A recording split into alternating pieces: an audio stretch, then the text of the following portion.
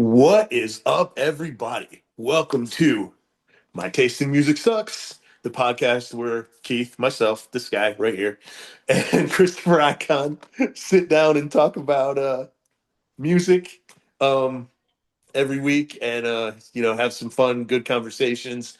I am so excited to talk about this album. I haven't listened to it in a long time. I've had it for almost 30 years.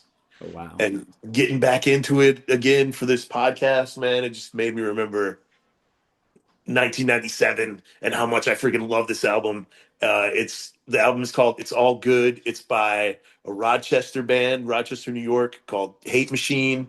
Um, in 1997, man, they were doing everything right to become a national band, but for whatever reason, it didn't happen. They did get signed to like a nationally distributed indie and changed their name to Omni Blank.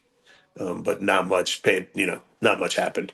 Um, Yeah. but yeah, let's talk about it, man. I'm ready. All right. Yeah. I mean, that's a pretty good intro for it. For me, it's a time capsule album for sure. Yeah, This is, like you said, this is 96, 97.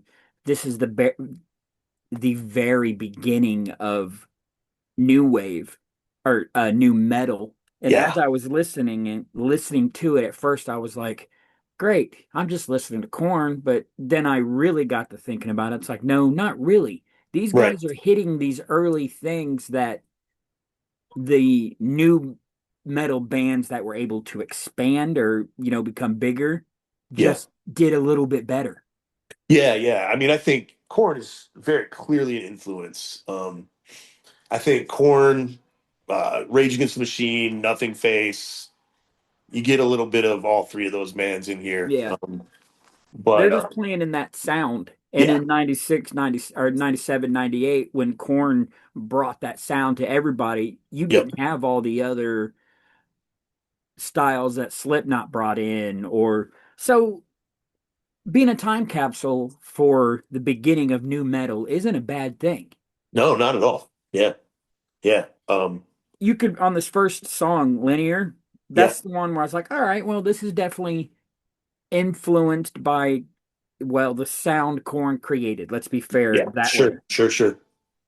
But they're doing it. You know what I mean? It's Yeah, all there. They're not rushing it. The bass has its own like its own little interesting life. I don't know how to yeah, explain it. yeah. Yeah, I think Linear is the perfect track to start the album, I think, because it immediately lets you know who they are. Like Yeah. they have a groove, you know what I mean? All these Mhm. songs have a groove, man. If you're in the pit and you want to, there's movement. Um Yeah, and it's almost because of early new metal. It's almost the opposite of a groove. yeah, Does that make sense? Like to me, a groove is a little more that in the early stages, first Korn album, that right. wasn't quite into new metal yet. Sure. But it definitely has that feel, that cohesiveness, Yeah. controlled chaos of new metal. Right, yeah. I mean there's thick guitars, which and I think as soon as the dude starts singing, you're like, yeah, he sounds like Jonathan Davis. I mean, Yeah, it's undeniable. Like you can't, you know, um, and he does some things that Jonathan Davis doesn't do. Not really on that first track though. no, Like that no. first track, it's like, okay, this is these guys love them some corn. Yeah, this is them playing in Yeah, that new metal, playing with those new sounds and new ideas. yeah, That's what this is. They're like, okay, we like that. That's what yeah, we're gonna do. definitely. But it's a good song. It's a cool introduction. Yeah, I could Um, see why you would have liked these guys if you saw them in that era when that first Korn album dropped. yeah, Because especially here in the Midwest or whatever, there was nothing else. Like now I know other bands were definitely trying experimenting that with that sound, but as right. far as there was nothing else like it. Didn't have the internet. I didn't know about Hate Machine. Yeah. I mean, the cool thing, so the way that I got introduced to Hate Machine, right? is the local metal show, Last Exit for the Lost, used to play them all the time, Okay. because they would play local metal. So they used to play Hate Machine all the time. And then I ended up winning a box of stuff from them, and their shirt was in there. And I How was much like, stuff do you win from the radio? My God. brother, I used to win. So even when I lived in Indianapolis, like whatever the cycle was, if the radio station has a 2 week cycle, I would win once every 2 weeks. If the Huh. radio station had a 30-day cycle, I'd win every 30 days. That's crazy. Like clockwork, dude. Yeah, I used to. And the thing is too, when I was married, because my wife's name was Jamie, Hmm. I would win as her.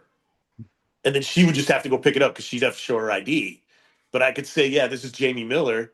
You don't know Jamie Miller's a chick. You know what I Right. mean? So when she wasn't home, or she would call for me, you know what I mean? So I would just call Yeah. and win twice. I'd win once as me and once as her, and then I have to make her go pick the stuff up.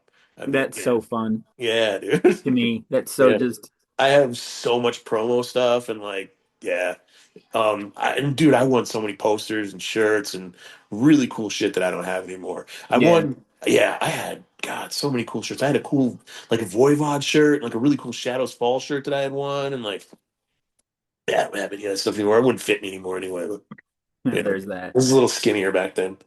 All Uh, right. So this is one of the bands that's how you discovered them. You didn't yeah. see them live somewhere. No, no, because they didn't play Ithaca that much. Okay. Like, surprisingly, I think they were bigger. You know, Hate Machine had a pretty big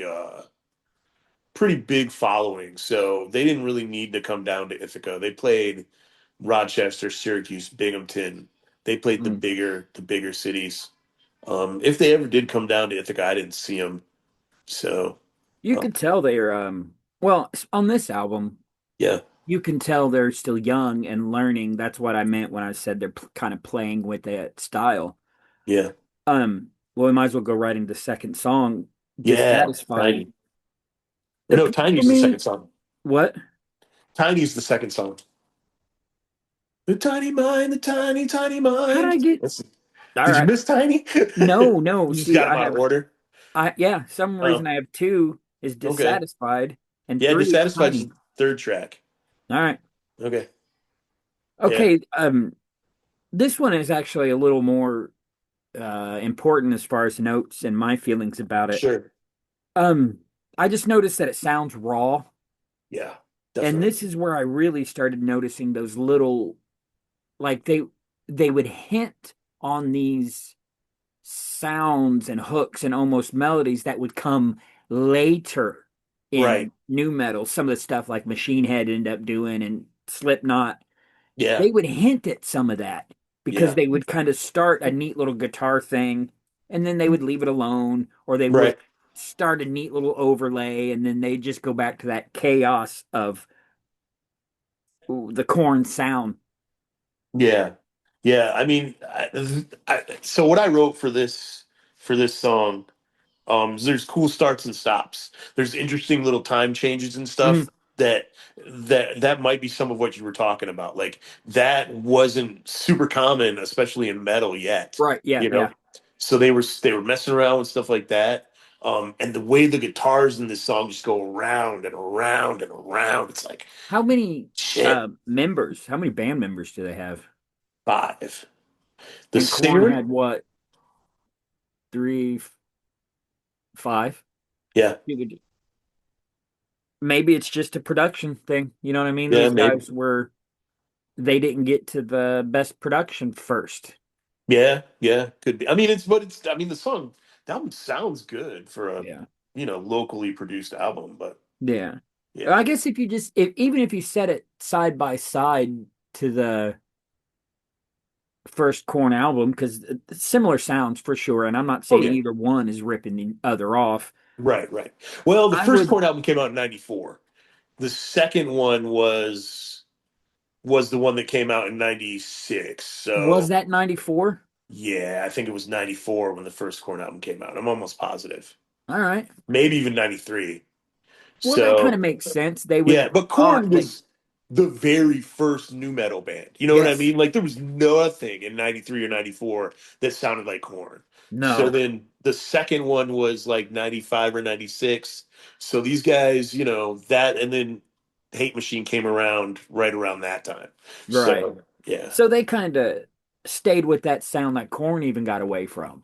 yeah, yeah. Okay. Yeah, that makes more sense now. For some reason, I was thinking it was like 96, 97. Mm-mm. Yeah. Clown and Blind and that was 94, 93, 94 or something like that. Well, these guys do a good job with that sound. Yeah, I mean, definitely. and later on, maybe starting in this song, they're starting to do things that are a little more artistic, a little more, Yeah.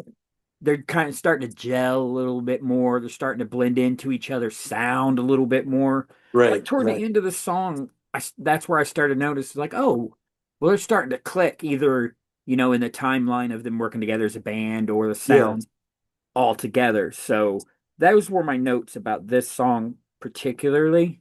right, right. The I only thing think that hurt it was raw sounding. Yeah, yeah. I mean, the funny thing about Tiny is it's like it's a relationship song.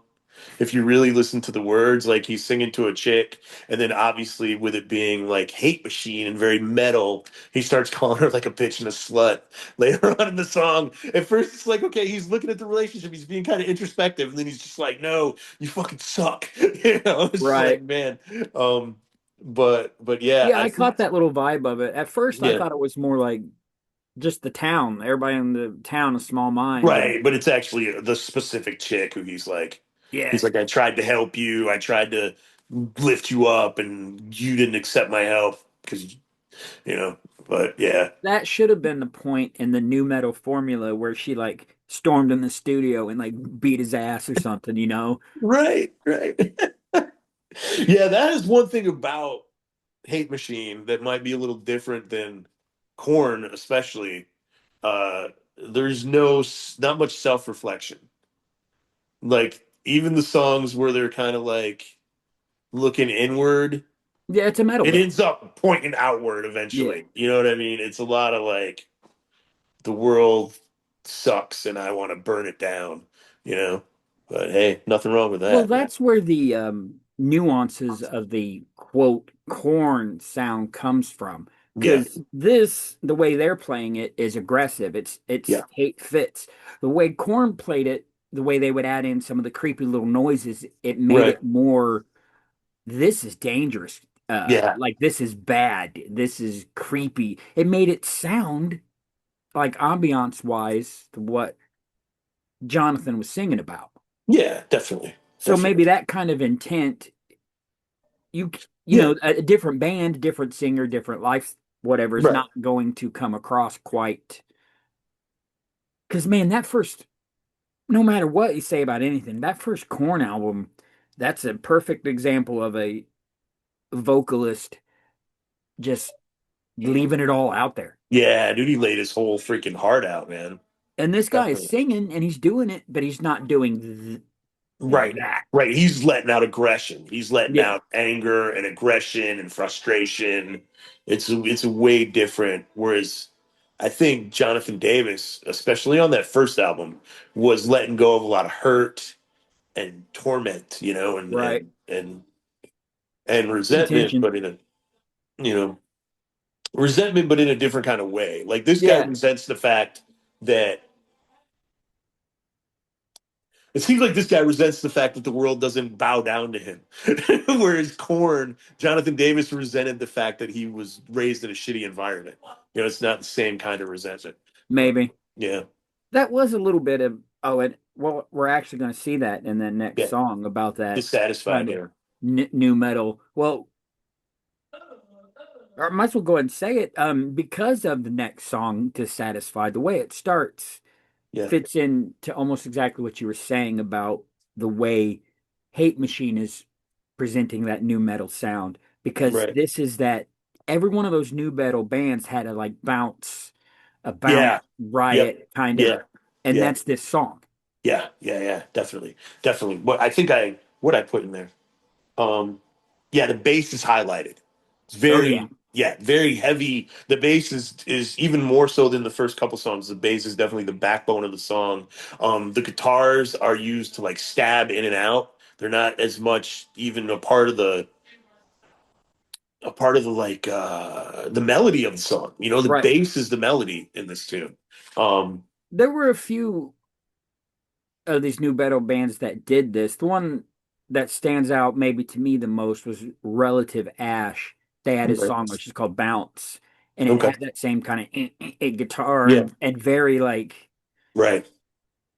not metal and Pantera and all that is very move around mosh, but for some Right. reason sounds it's very pogo, it's very up Yeah. and down, Definitely. Definitely. and I they're think. doing it well.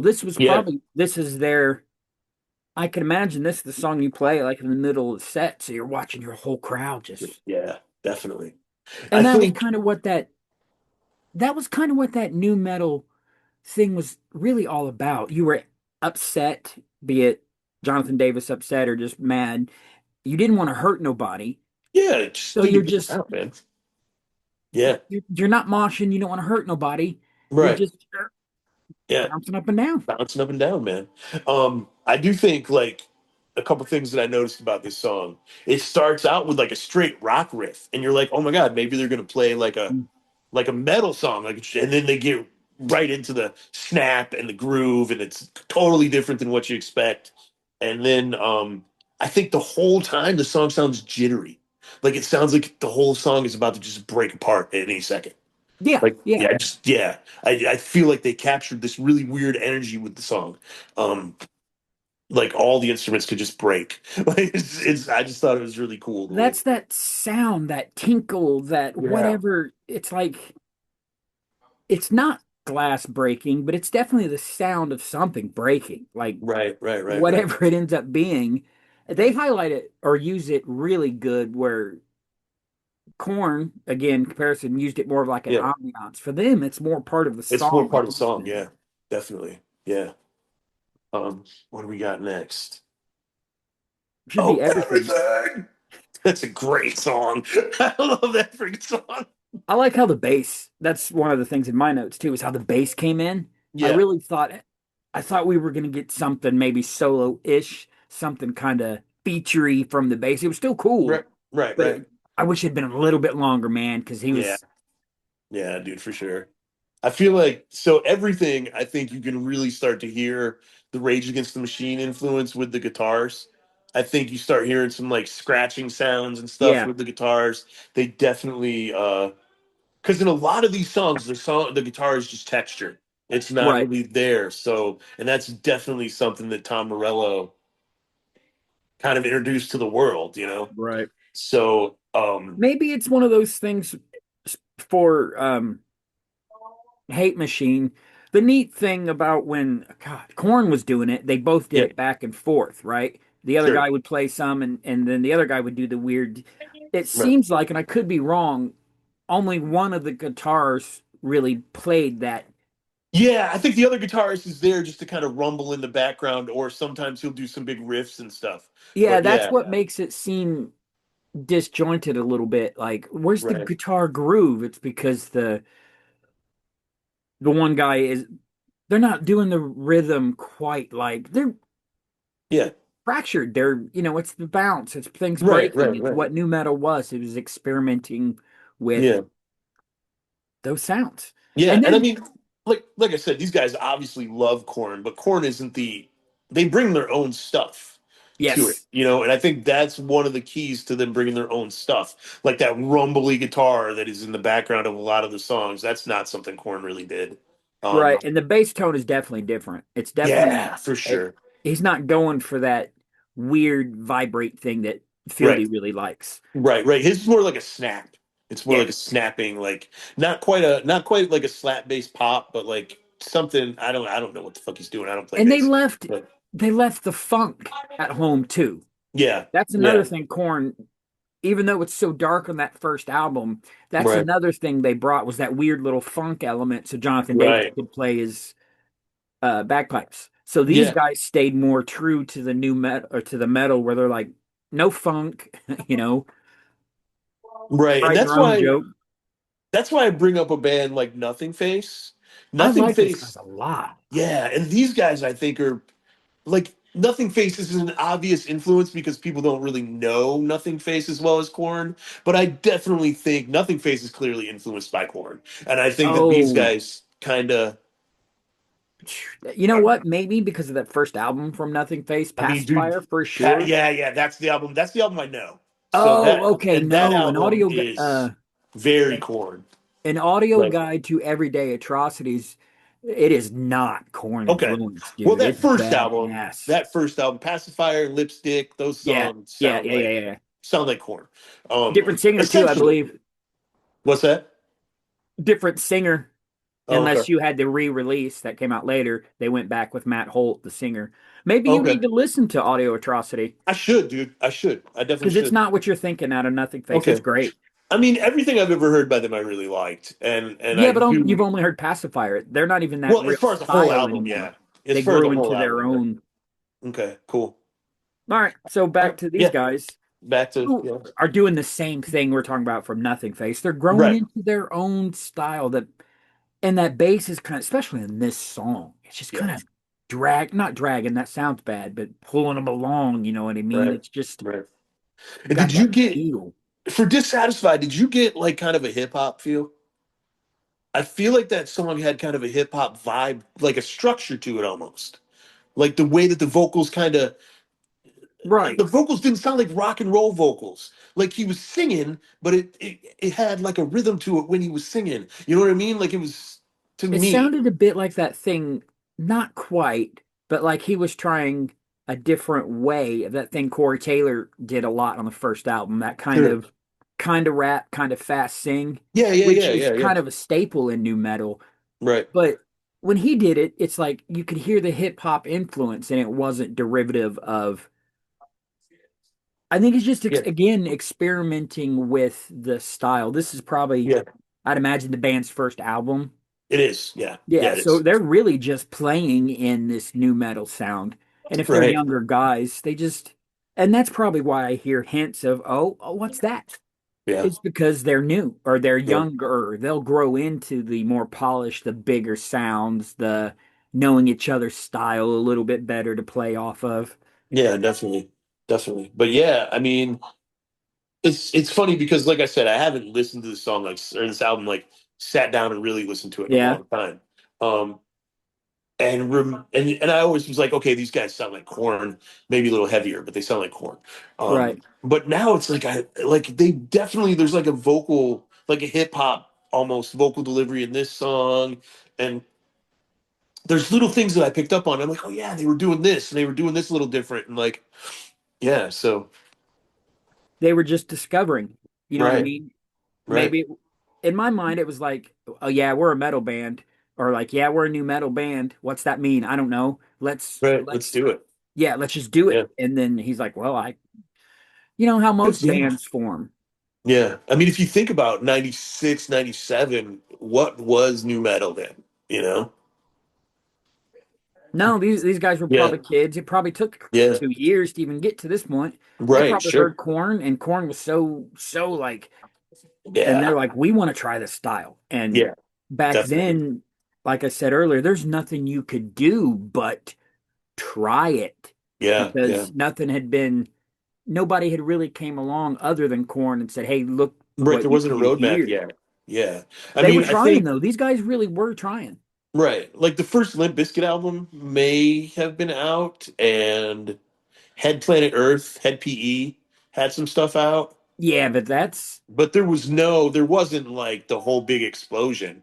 Limp Bizkit hadn't become Limp Bizkit yet, and there was no Papa Roach, there was no, you know what I mean? There wasn't a whole Linkin Park, there wasn't a whole, I think Limp Bizkit only got popular because that whole era, generation or whatever just happened to hit puberty right then. yeah, dude, I don't know. If That's I'm gonna all. listen to Limp Bizkit, it's gonna be $3 bill, y'all. It's not going to be at Be- all. I don't. Yeah, I feel that. But the album that album is so heavy, Mhm. and I don't have a problem with really heavy shit that has dumb lyrics. I don't care about that. But when you're That's trying to true. make melodic songs with stupid lyrics, I'm out, dude. I'm out. And like, yeah, that's just not. It's not for me, man. It's just, and that's another thing that the Hate Machine didn't do that Right. for some reason happened with for me with Limp Bizkit. It's not a character. They're not playing Oh yeah, around. They're not making absolutely. fun of it. They're not herky, they're not Yeah. Primus. They're not, no, they're probably a good group of musicians that Yep. when they got together, which would have been 94, 95, Right. Yeah. and that's probably why there's nothing that really sounds derivative because a lot of musicians, when they're ready to start their album process, they cut off all outside. They don't usually listen to other people's albums. Right. Right. Right. Sure. That's why Sure. it's not a bad thing they sound like Corn. It's just Yeah. that it's new metal. That's what made it a time capsule. But it's Yep. definitely a new metal band's first album. Yeah. I think that especially if you think about it being 97, Hmm. you know, there weren't um there weren't like a lot of bands playing this style of music yet, you know? So so obviously if you were like, man, I love this groove oriented, metal with the bounce and the Corn is going Right. to be the band that you're going to kind of draw from and Right. Rage Against the Machine, Yeah. and And if and you they like the style, this is an like you're I think what you're getting at. This is another band that's right there in that style. yeah, Like yeah, when we talk about definitely. liking like I like hip hop, that means I like Czarface. That usually means you're gonna like Run the Jewels. So if you Yeah. like Corn, you'll like Hate Machine. Yeah, you'll like Hate Machine, man. It's Yeah, just a definitely. different group of guys bringing this style, or yeah, this style, and you can tell. You can tell by Yeah. the singer. There was, is it this song or maybe a little later in?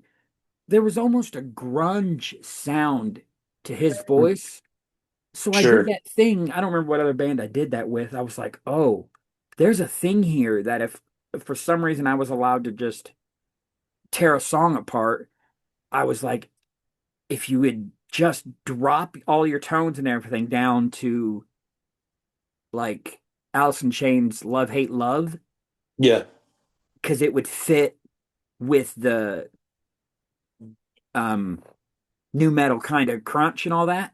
Sure, sure, sure, And sure. instead of going for that kind of fast, they call that something. I want to say maybe scat vocals. He tried it a Okay. couple times and Oh, he yeah, did yeah, yeah, okay yeah, with it. yeah.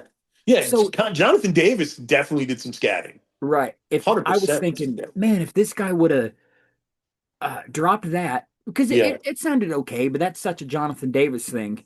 Right, right, right, right. And that was where I heard a little bit of the kind of Lane Staley, Jerry. I was like, Okay. whoa. And for some reason, was thinking Alice Chains, and I was like, you know what? Stylistically, beat wise, Yeah. it, and it was just like a weird thing. And of course, I wrote down, yeah, you can tell another band what to sound like. But it was like, I heard that glimpse of it, and I can do this sometimes where Right. I'll hear a song that I like or just randomly, and I'll just hear it like, okay, instead of guitars, they got switched out for Yeah. saxophone in my brain. And Sure. I'm just like, what does that sound like?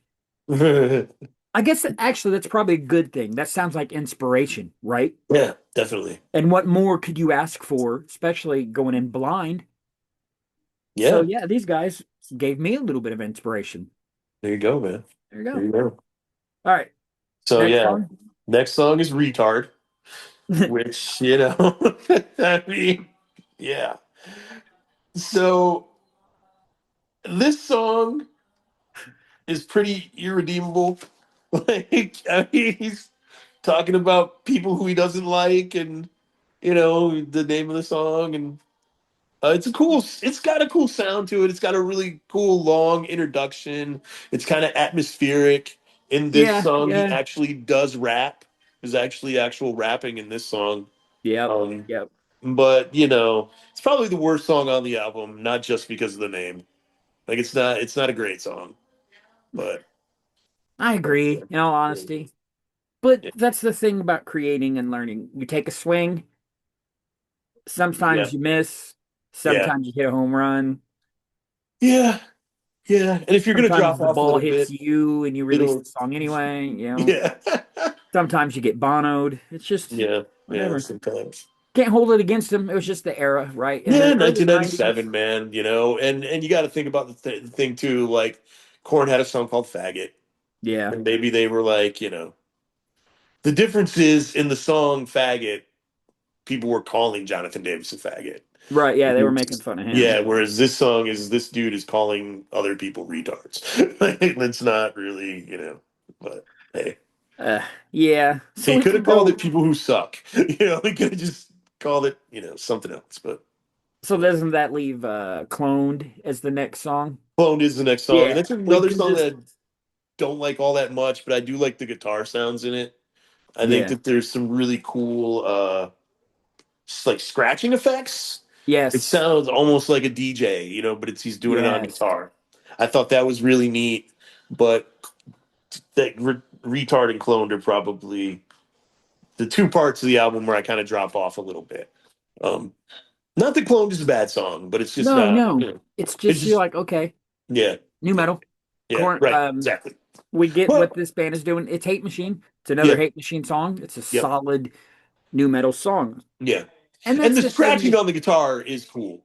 Like it yeah, is, because it really does sound almost like a DJ, and it comes in and out of the song throughout the whole song. That's really cool. Yeah, right. Yeah, there's I've heard other groups and I can think of a band from Indianapolis that uh incorporated that neat little scratch and it works. yeah, yeah, yeah. And Well, again, maybe it's just these guys are learning. They're yeah, experimenting in a style, and you don't want to get too crazy, or maybe they're still right, young. They don't quite. right. It's not like you said. You're not knocking on them. It's just it is Yeah, what it's it just is. not my favorite song on the album. That's all.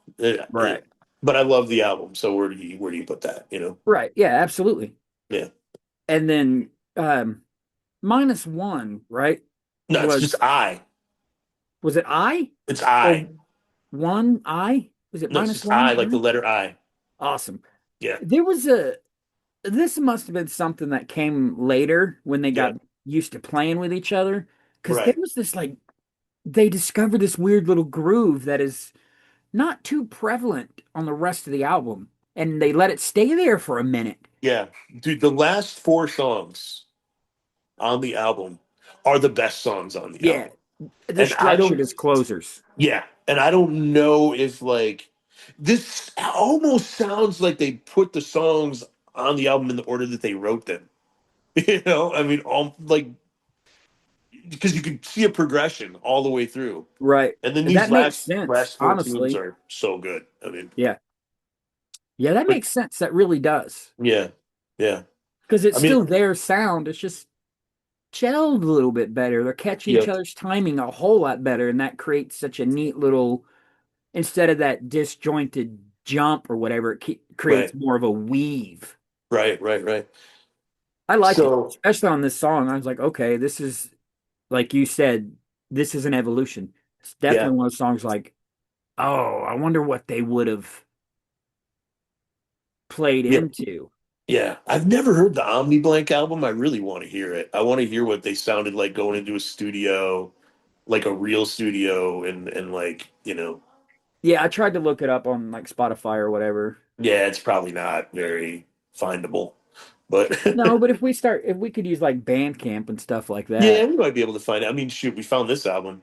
And that's this true. album was literally released by a little teeny tiny independent label in Rochester. Right.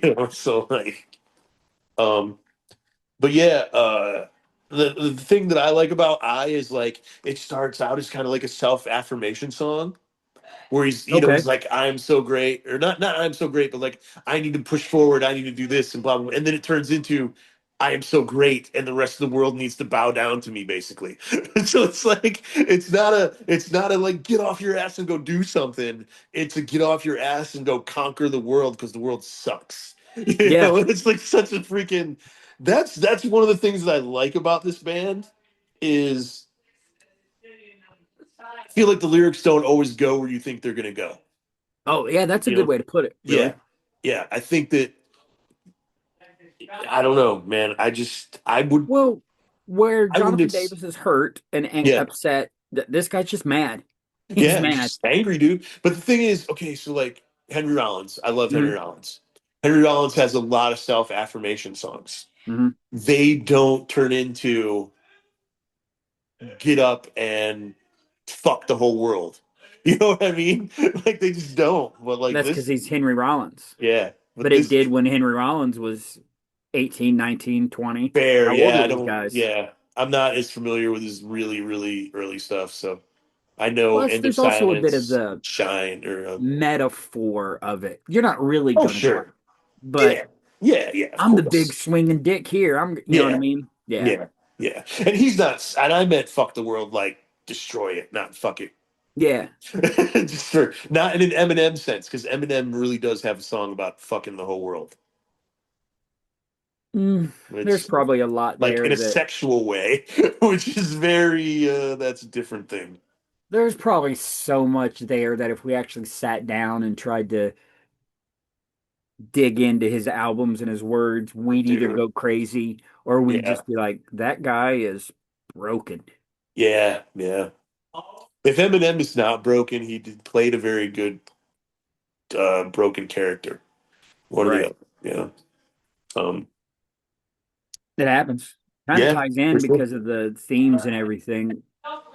Yeah, So the seventh song, yes, Sybil. Yeah, Civil. I only had a small little complaint about this song. okay, Every new metal interesting. band did this. They Okay, had to have what was definitely their political song. it is a political song. It even has a speech in the middle of it. Yeah. Like the music gets quiet and he starts talking. Maybe that's the new metal equivalent of the power ballad that had to be on every Yeah, 80s record. maybe. Absolutely. Maybe that's just they love Rage Against the Machine, and Yeah, what he was saying was something that the singer definitely feels. yeah. But when I got to it, I was like, it's a little cheap. Not cheap sounding or nothing. It's just Yeah, just yeah. But it's part of the trope. right. And it could have started out something like that too. Oh, we Yeah, got to write a political gotta write song. a Oh, political gosh darn song. it. Yeah, let's try it. But it's a really cool song. The Oh, yeah, drums are definitely. I'm awesome. not making fun of the Yeah, song at all. It's just the I think trope. yeah, I think the drum sound on this song is heavier than the drum sound on most of the songs. A lot Mm, of the songs on the album they have kind of like a really dry drum. It's very snappy and very like live sounding, but this drum is very thick and heavy and chaotic. Um and it oh dude, I did want to mention something about I because I wanted to ask you what you thought about this. So there's two points in the song hmm where it sounds like there's like an old school like heavy metal scream like at Was the end that of the the one? verse. Did you notice that? Because Yes. okay, so do you think that's a scream or do you think he's doing something on the guitar that sounds like a voice? I think it's a second vocal. Okay. Is this the song that had the, and No, I'm, that's not the song with the chick on it. No. okay. No, it was just like um he did it just went but it was like didn't sound like that. It sounded Hmm. like maybe like Blackie Lawless, like that kind of a scream, like not a big high pitched one, but like a you know, I don't know, I don't know if you Not like noticed it it. came in the other song. It sounded like somebody trying to scream in a way they just can't. Was it like that? Yeah, no, maybe that is what you're. So are you talking about? Because on House of Pain, I think it is right. The double voice Yeah, when House of Pain is the one with the double vocals. Yeah. yeah. Okay, so yeah, no, that's not what I'm talking about. Oh well. No, it didn't stand out to me Yeah. enough to Okay. notice. So to I've like, always wondered if that's him going or if it's like a on the guitar. I can never tell which it is.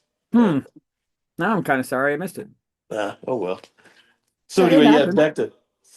back to Sybil. Yeah, that's. I mean, the song is good, and you can definitely Yeah. see where the band is growing. They're coming into the, or this is definitely a later song in their, Right. I guess, career trajectory, however you want to say it. Yeah. And I'm liking it. It's getting away from Corn and more Yeah. into okay, Definitely a these lot guys more. doing their Yep. own thing in new metal. Yep. And it has the first guitar solo on the album. Yeah, I wrote down more, please. Yeah, Didn't get any first more, guitar solo. But there's one but more guitar solo. There's two guitar solos on the whole freaking album. yeah, But I know yeah, we needed more. yeah, we definitely did. But yeah, that's But back crazy. then, that wasn't. Right. 97, people were like, hey, guitar solos are bad. Yeah, You yeah. know? Even Metallica, Yeah. guitar solos are bad. People stopped doing it, dude. They Yep, started shortening up the songs and not playing solos and yep. They started doing this. It's new Yes, metal. That's what it this. was. Yeah. But yeah, these last so someone is my favorite song on the album.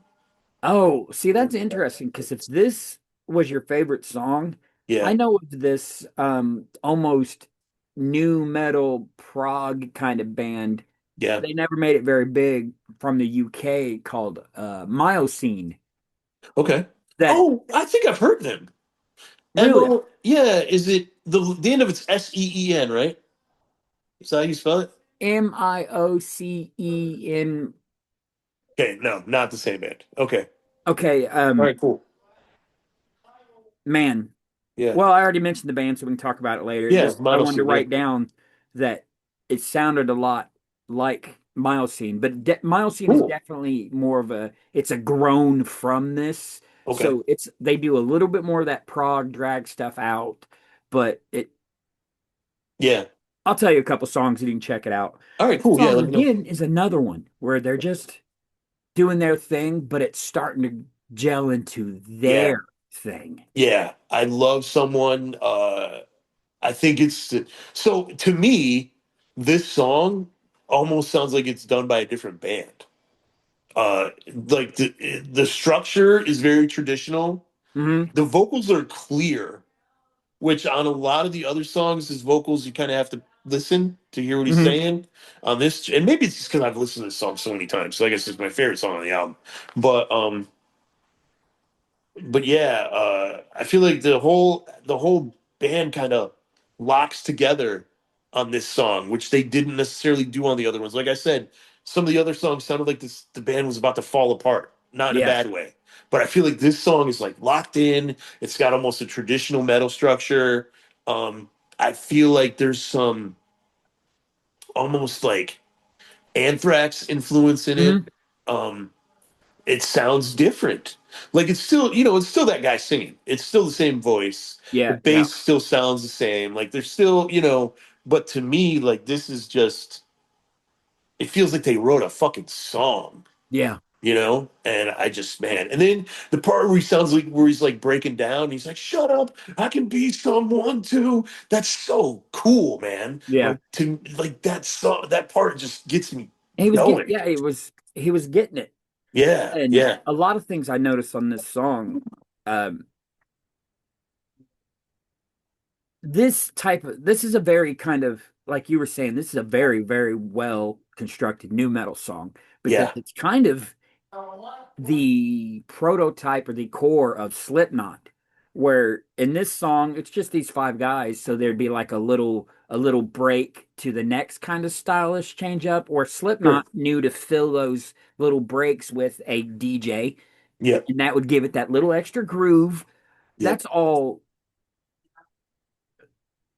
And I mean, this song, like I was saying, just another one of these that let me know that as unfortunately, they didn't stay together, but Yeah, it would have just grown into something more. You could tell they're looking for something. They just, yeah, and it's guitar, it's solos. They're yeah. looking to bring back solos and sing, which is what Slipknot kind of said, look, we can do again, especially the Right, singing. right, right. And they would have discovered that. You can tell because he's starting to change his own voice. Yeah, definitely, definitely. This Yeah, is probably the peak. This is the yeah, song that I would say is their peak. yeah. I think someone is like I said. It's to me, it's my favorite song by them. It's the best song on the album. It's crazy that this album's almost over, and then you get this. Holy crap! Listen to this thing. It's Right. Yeah. yeah. But it leaves you with a good impression.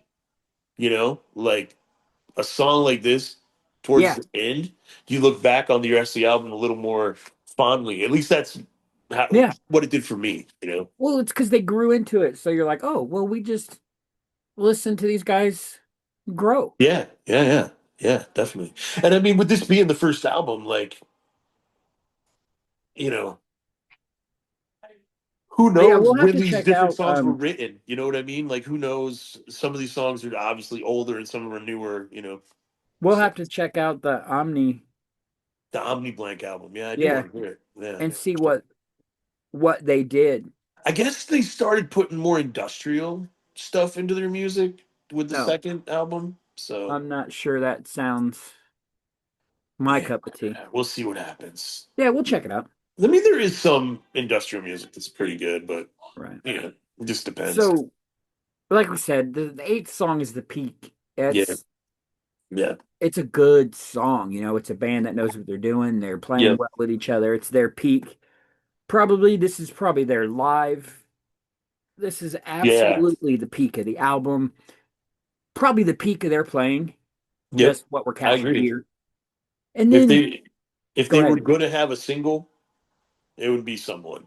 I think. Yes, Yeah. this would be like that way you go, okay, the rest of the stuff is raw because they haven't gotten here yet. But Right. this is what goes, okay, I like this album and I will want whatever their follow up is. Yeah, yeah, yeah, And that's a, you know, that's kind of a, I, they probably didn't do it on purpose, but it's still a neat thing to do yeah.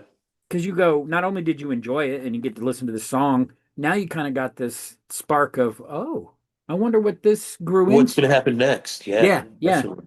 Yeah. So then the last song, House of Pain, HOP. It's a To really good me, this song. was, they tried, they Yeah, went for it. yeah, Didn't work yeah. for me. Okay. Um, the tone choice of the vocals Right. just does not work for me. It was so Yeah. distracting.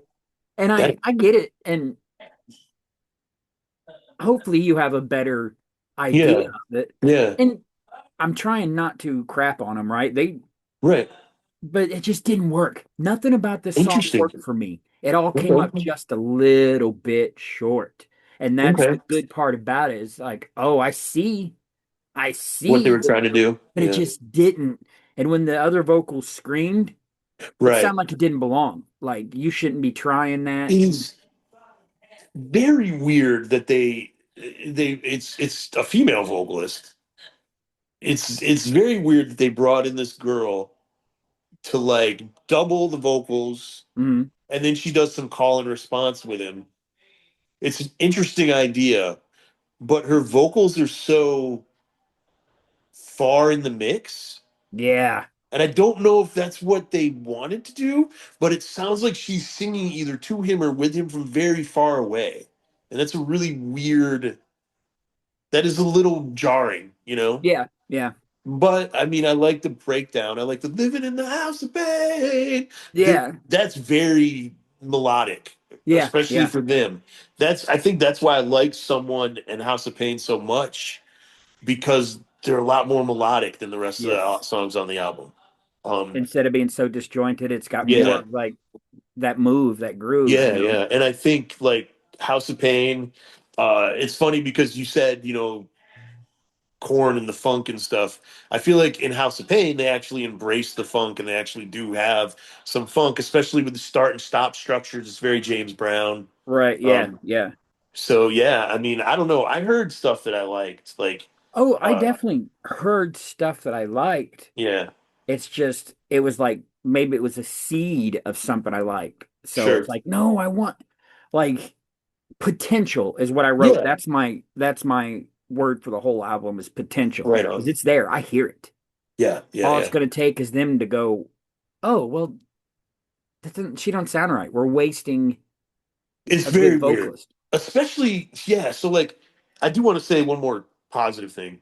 The guitar solo in this album or on this song is better than the first guitar solo. So this is a second guitar solo, and it's better than the. Yeah, They're both really good though. The fact that right, they even squeezed two guitar solos onto a new metal album is fucking something. right. but but but yeah, especially when their singer. So this is something that is much more of a nothing face thing than a corn thing. Right, But and it eventually happened with metalcore bands and stuff. But a lot of metalcore bands have a clean vocalist and a harsh vocalist. right, This guy does both. right. And the guy at Nothing Face also did both. He did a clean Yes, vocal he and a harsh does. vocal. And Um then on the second album, Matt Holt does it better than the guy who nice. replaced. Nice. So Yeah, you need to yeah, hear that second album I do. I need because to hear it, dude. Yeah, I'll check it out. you already like Pacifier, I and do.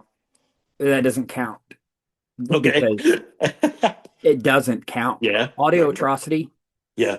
even the albums after that with like Ether, which you've probably heard, and it's just like Yeah. kind of okay. Audio Atrocity sits on its own. It's a gem of an album. Okay. It's so good. It's I'll so have to check it unlike out, all the dude. other things going on. It's pretty awesome. I think you'd really dig it. Yeah, it's funny because it's not like I avoided Nothing Face. I just like I'd hear a song or two every once in a while in like a mix or whatever. I'd be like, "Oh, this is cool, Nothing Face," but I just never like went and dove Right. into an album again. You know? But that's because you haven't heard like Sleeper off of that album or Right. Breathe Out. Right. Like Yeah, I'll Audio definitely. Atrocity is so underrated Yeah. because Tom Maxwell is a guitar player and went on to be in Hell Yeah, plays more. Okay. I don't Okay. know.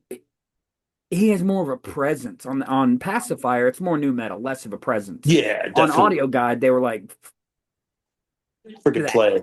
Yeah. Yeah, and he does too. He gets after it, but it's still metal. It's still aggressive. It still grooves. It still weaves in and out of screaming. And yeah, you have That's to listen to it. I think you'll freaking and anybody else listening, yeah. Ryan, Nate, whatever. Yeah. Um, I'm pretty sure Nate's already heard this album because we've been friends for a long time. But everybody else, check out Nothing Face's second album. It's called An Everyday Guide to Audio Atrocity. Okay. It's it's a 10 out of 10. It's a metal gem of an All album. right, sweet. I'll check it out, man. All right. And that's good that these guys kind of made me go, oh yeah, Nothing Face, and oh Right. yeah. So that's still a good thing. Yeah. I don't want to, it sounds like, especially with the way the last song just, not that it missed. Yeah. It's like for some reason I feel there's a potential there and it just didn't live up to it. Yeah. Right on. Well, I personally dig House of Pain, so I think it's a Right. cool song. Um, did you get the answering machine track on the version that you listened to? No? Oh man. So at the end of the album, there's an answering machine, a Okay. message, and it, beeps, and then he says, so how many people do you actually get staying and listening to all of this music? Not many. Well, I do, because I'm all in, man. Or something along those lines, but it's pretty funny. Big MF Stick had that hidden track too. Did you Yeah, end up finding it? I don't think so. Oh, it's Damn. way after. I can't believe we forgot about it. Yeah, no, it wasn't there when That was a thing. yeah, yeah, That was definitely a thing for a while. yeah, dude. Do you remember Broken by Nine Inch Nails? The EP? Yeah, Yeah. 99 freaking tracks, dude. Yeah. Yeah. And Shit, mine's probably only upstairs only somewhere. two of them were songs. Yeah. And then Pretentious what fuck. was it? Tool? Industrial Bono. Yeah. Industrial Bono. And Sorry. Undertow has 69 tracks, right? And the 69th is Disgustipated. Yeah, that track And is so Disgustipated weird, is man. 15 minutes long. Yeah, but it's kind Um, of neat the way. I yeah, mean, it's a weird it's track. weird because there's like traffic noise and, Mhm. life feeds on Talking life. about let the rabbits wear glasses and Yeah, it's very, Holocaust to the carrots. It's great. very odd stuff, man. Yeah. Well, that But came a little bit. No, actually, Tool just said, "Why is industrial getting all the cool odd stuff?" And they're just like, "We're gonna do it." yeah, yeah. And you Well, know, a problem with since well, let's wrap it up and then we'll yeah, kind yeah. of do our loose Yeah, we'll talk talking. about some other stuff. I But liked the album. I thought it yeah, was a good new metal album. yeah, Very time capsule. yep. It definitely sounds like 1997. Yep. But there was a lot of stuff that potential that just because new metal's been out so long, you know that other bands kind of put in that space or Right, right. add that extra little ingredient. And that's all it probably held this band back Yeah, is yeah, they just didn't and they were starting to. they were starting to catch their whatever would have set them apart. It Yeah. just unfortunately didn't on this album, but Yep. potential is still we lost man, especially this genre. I think they would have been like Slipknot huge, Yeah. Slipknot when they started doing new things and you were just like that's cool, you know? Right. Right. Right. I mean, and I think like they obviously play in the sandbox. Like they don't Yeah, really do too much that you wouldn't expect, but they also add different little things to each song. And right, they do expand on what they're doing, even if it's not mind blowing, So I don't know, man. I think someone showed that they could write melody, and House of Pain too, even though you feel like it's kind of an unfinished track. I think right. the melody in House of Pain is really good. I really do want to hear Omni Blank Yeah. and see where they went. Yes, Um, because they're just this era in time, new metal is so new, no pun intended, that right. here's the joke. It came in a box Yeah. and everybody's still in their box, right? Yep. Corn kind of went, yeah, we don't want to do nothing in the box, but they're Yeah. Yeah. really the only one. It was later when like Rage, well, Well, but like man, Slipknot, Rage was around the same time as Korn, right? oh, Rage is, I was a freshman. That's 92. Rage, Yeah, Rage was before Korn. yeah, Rage get credit, I think, for Yeah. starting new metal. New metal, sure. Yeah, Yep, but I absolutely. just I would use them agree. as example. There's probably a Yeah. couple others. Disturbed, they crossed over enough to go, you know what? We don't want to play. They bent out a Yeah. little bit. They still played in the box. These Yeah. guys just hadn't had the chance to find their thing that would Yeah. set Hate Machine apart from new From the metal. other, yeah. I It's think just an so. ingredient. So like Seven Dust. Hmm. I think it's weird that Seven Dust was always considered a new metal band. Um, Right. I mean, there's stuff. They do the guitars, Right. but just God, LeJohn's voice. Oh yeah, man. Nobody in new metal sings like that, man. Their acoustic albums are Mm. phenomenal, especially that second one with the, it's not strictly, I mean, it's strictly acoustic, but it's Yeah. actually arrangements different. So you're getting some violins and different Nice. percussions that aren't limited to, typical acoustic percussions. Yeah, yeah, yeah. They're such a I, good band. they are, dude. And I'm just like, I get why they're new metal, I guess. Hmm. But it's just like nobody in that genre sang like him. No, and they're solid too. Yeah. I think they're all still together, Nice. and that's Nice. pretty rare. They Yeah.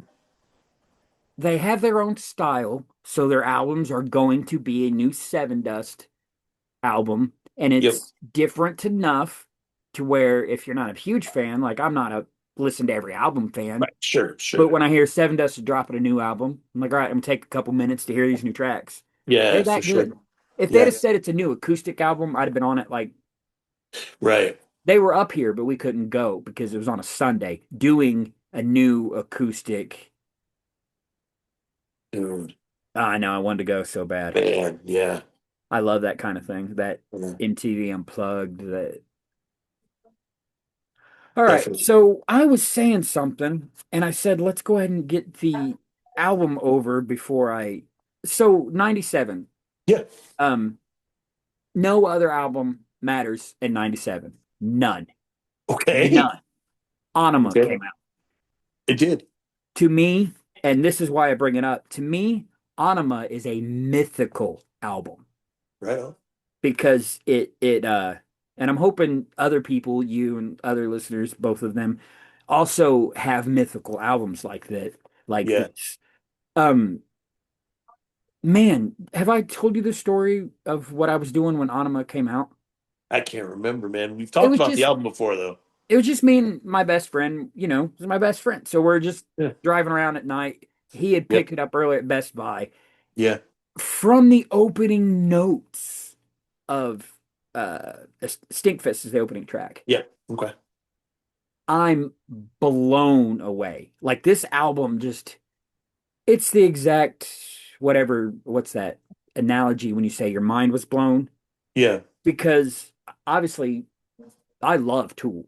Right. Right. The everything about them plays into everything I like, all the esoteric stuff. And so this album, that's why I say it's mythical. It literally blew my mind. It changed so much about what I read about because I Yeah. started going 46 and 2. What is he talking about? And then I'm looking into the chromosome theories and Carl Jung and all that. Oh wow. Okay. So it changed, cheesily changed my life. Wow. That's why I say this is a mythical album. So Wow. anybody's you want to talk music in 97, forget it. I Yeah. might be able to remember something else, but Anima, because I had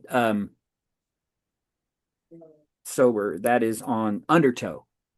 Sure. My Me brother too. didn't Yeah. like it, gave me to. It's okay. I was like, oh, Undertow's okay. I'm okay. Okay. But Anima just, Right and that's on. why I called it a mythical album. I was hoping I was able to explain exactly what I meant by Yeah. mythical so other people could say, oh, I have an album like that too. Or I have an album like that. Man, I it don't might know. even be like, say, Dr. Dre for or Chronic for people in hip hop, because that was Sure. Sure. Sure. one of those albums that just, you can Yeah. do this? This is a thing? Man. I mean, I don't know. Like Vinyl by Dramarama, kind of. Okay, Um. that counts. Yeah. I mean, I feel like that album really opened me up to a lot of different styles of music that maybe weren't super heavy, Hmm. you know? I And do. it Yeah. kind of and it kind of let me know that it was okay to like some of the stuff that I used to like, you know? Like I grew up listening to John Denver Uh-huh. and things like that. But when I got older and got into metal, I Yeah. abandoned all that stuff. Like all You I had to. listened to was metal. Yeah, you Yeah. have to. That's the Yeah. that's the metal trap. That's Right. the I would not listen to anything but metal. right. Every once in a while there'd be a song or two. Uh, but yeah, for the most part, it was all metal or it was nothing, you Right. know? Yeah. Well, that's Um, that attitude yeah, that old school. I think it's gone away, or at least yeah, mostly. But it used to be the metalheads were so. I think we've talked about this, so I yeah, didn't spend long on it. The Outcast. yeah, So yeah, of yeah. course they were like metal pride, Right. metal over everything. Yeah, yeah, And that yeah. just turned into the younger generations just hearing metal over everything. I'm Right. my music over everything. Yeah. So I get this, I get the rah, this is our thing. You know what I Right, mean? right, right, right. But and so like I said, like there would be I loved Violator by Depeche Mode. Loved Oh, that okay. album, dude. I have Depeche Mode note, so let's get through this. Okay. Cool. Yeah, I loved Violator. I loved Kick by NXS. Yeah, yeah. Um, but for some reason, Which video was in excess where it's off a kick also, yeah. where he's standing there and he's Oh, that's well, I know the song. Hallucinate, desegregate, mediate, alleviate, try not to hate, love your mate. I could do the whole song, dude. But it's so I need you tonight is what it goes into. It's something slash I need you tonight. Because oh, it's actually two songs, but they made them into one song and made a video for them. But I cannot and that's remember. why I can't think of it because I need you tonight. A, I don't have it on my playlist, but if I were to Right. hear it on the radio, that wouldn't be attached to it. Yeah, yeah, right, right, right. And that wasn't really attached to it when they played it on the radio. It was pretty much just for the music video. I remember, I guess that would be when it came out, heavy rotation. I Yeah, remember being, you don't, let's look up what year because this might be just relatively important. We can tell 87. you. 87. Yeah, I'm gonna say 86, maybe 86, So 87. I was born in 78, so I'm 9. Yeah,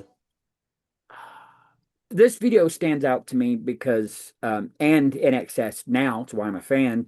yeah, I had this babysitter, um, and I would go to their house and they had like almost like a full basement or whatever TV. and I was watching always MTV music, always. Yeah, sure. And the Shaka Zulu, it was a mini series that, Shaka yeah, on TBS. yes. Yeah, yeah. And I Yeah. remember this song, and I remember loving this song. This was the song I would be flipping over, hoping would be. Right. ah, That's funny, dude. Yeah. no, Shaka. that's one of my kind. Yeah, I don't know. Depeche Mode. Yeah. I don't know if it's out yet. I guess I could sit here and look. A couple things. There's a really good. That's Richard's the singer for Depeche Mode, Oh, Michael. David Gahan, Okay, then whom? Martin Gore. Nope. Who was That's the two guys. Michael Hutchinson? Is that in Oh, that's excess? In Excess. There's a Yeah. great in excess documentary Yeah, on I need to watch it, dude. I really need to something watch it. because it talks about how he fell Yeah. and hit his head, Yeah. and of course the music changed, Right. but he changed. Right. Yeah, and Depeche Mode separately have a new, I believe it's a concert video Okay. movie. If not, it's definitely a documentary coming out on Netflix or out on Netflix already called Oh, hell M. yeah. I wrote Hell that yeah. down real big, and then you happen to mention Depeche Mode. Yeah, dude. That's all I know about it is it's coming out soon or it's already out. It's called M. It's Okay. either a concert or like a documentary. That's why I whipped out my phone I to have to see if check it I out, dude. Yeah, I thought as soon as you said, I knew you'd be interested. Have you watched the Jeff Buckley documentary? No, no, you told me about that. I So saw it though. sad, dude. God, Yeah, I man. don't know now. He I was love a good so music he was so documentary. messed up, man. That dude had so many issues, but New this week. so Yep, it's talented. out. This documentary explores Mexico's relationship with music, mortality, and the tradition, framed by synth pop band Depeche Mode's sold out run in Mexico City. Interesting. Okay. It doesn't say, it just says 2025, so I don't know if it's like a new concert or an older Yeah. concert. Well, There's they just did a tour, so Oh, it okay. So may, it's probably yeah. new. Yeah. There you go. New Depeche Mode. Nice. Nice. Black Crowes have a new album coming out too. Yeah, yeah. I saw something about that today. I I think like it's the Black Crowes. like 2 more months, but I mean it's I think Yeah, they it might was have put a a. single out, but The might thing be I saw single. was one of those teasers, legendary, blah blah Yeah. blah, and it Yeah, yeah. showed. I'm pretty sure it's like two Chris. weeks away, but yeah, Chris Robinson. So I was like, "That's Chris Robinson." I don't have to click anymore. Black Crowes, new album coming out. Yeah, Black Crowes have a new album coming out in 2 months. And singles out right now. I mean, I feel like you could just stick your head out the door every year or two and go, "New is that new Black Crowes album?" They're pretty. You know what I mean? Yeah. They put out albums. I haven't listened to him in a while. Yeah, I don't know what they're doing. I They've probably mellowed more into that southern kind Yeah, of swingy kind of, which is cool, nothing wrong with that, yeah. right? But I liked it a little bit more with the younger energy. That's Right. all I'm saying. I've got their first 3 albums and their greatest hits album. Come on, we've talked about Shake Your Money Maker before. That's an Beautiful. excellent. That's Yeah. that's a top.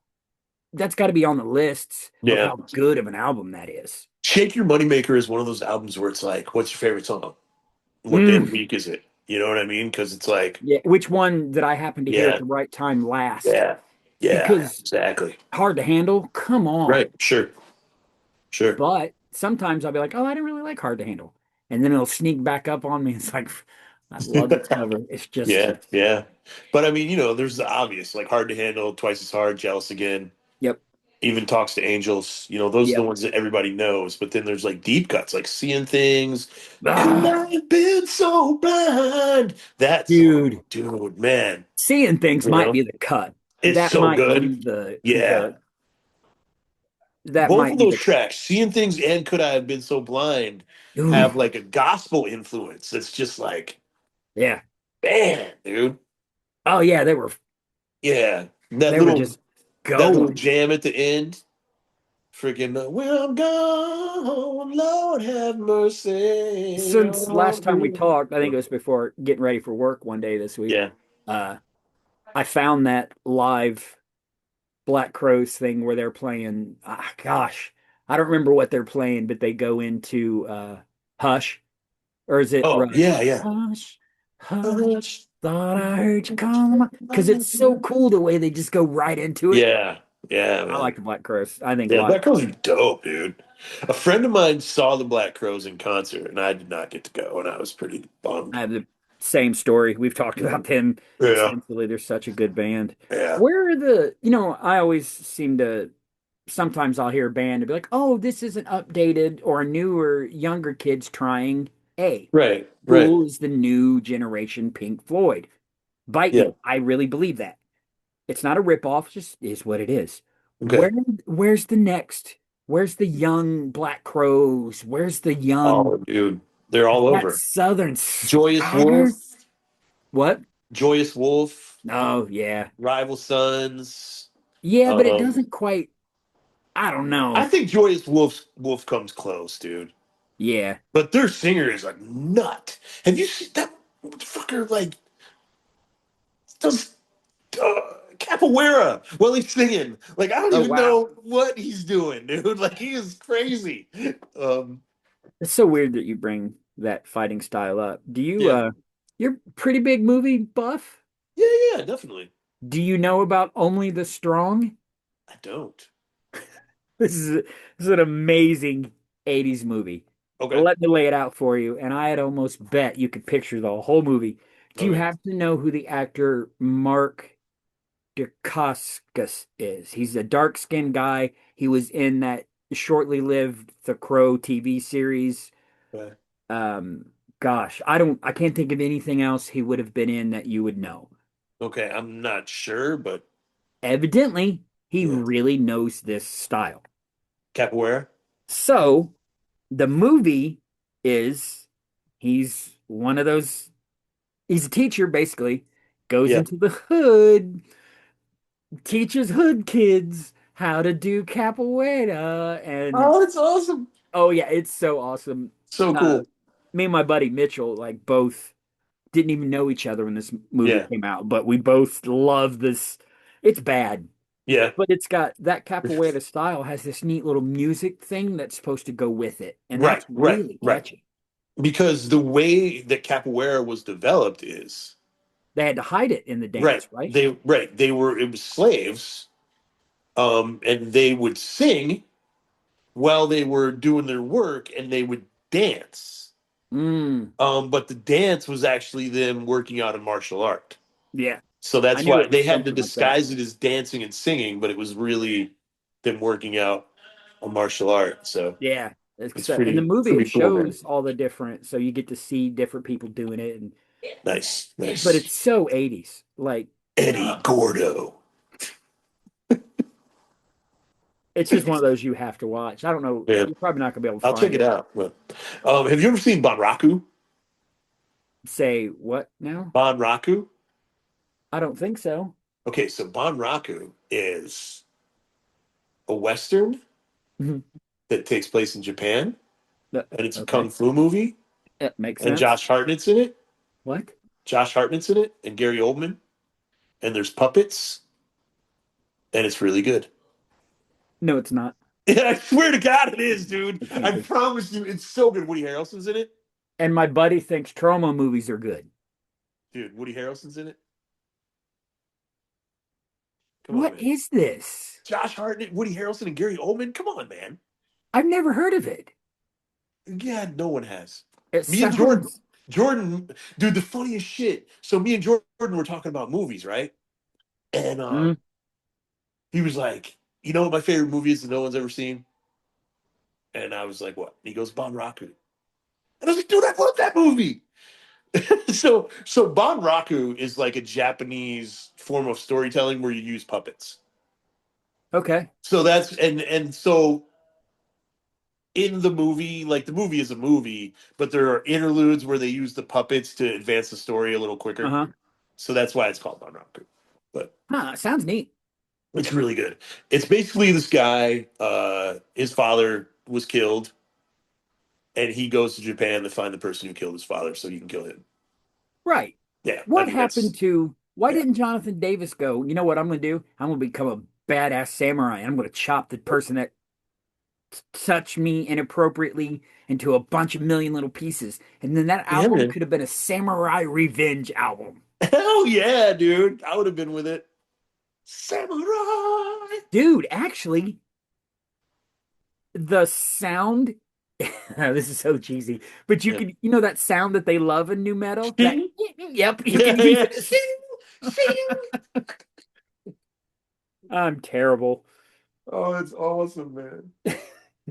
Yeah, no, but it's like a kung fu samurai epic western with puppets and really good actors. And he was probably better off exercising what he had to exercise on that album anyway. Yeah, yeah, yeah. So we were talking about movies. Bridget Bardot died. Oh man, yeah, she did. That's right. I didn't really have any time or didn't think about it. I was going to look up to see what kind of music movies or whatever that Yeah, she would have been attached to, or if she was married to any of those. right. Yeah, I don't Um, know. what I did kind of jot down or whatever is I just kind of noticed the differences in, well, basically everything from her era, because she Yeah, was beautiful, she was a sex symbol, yeah, whatever that is you would like to attribute, she definitely was. yeah, yeah.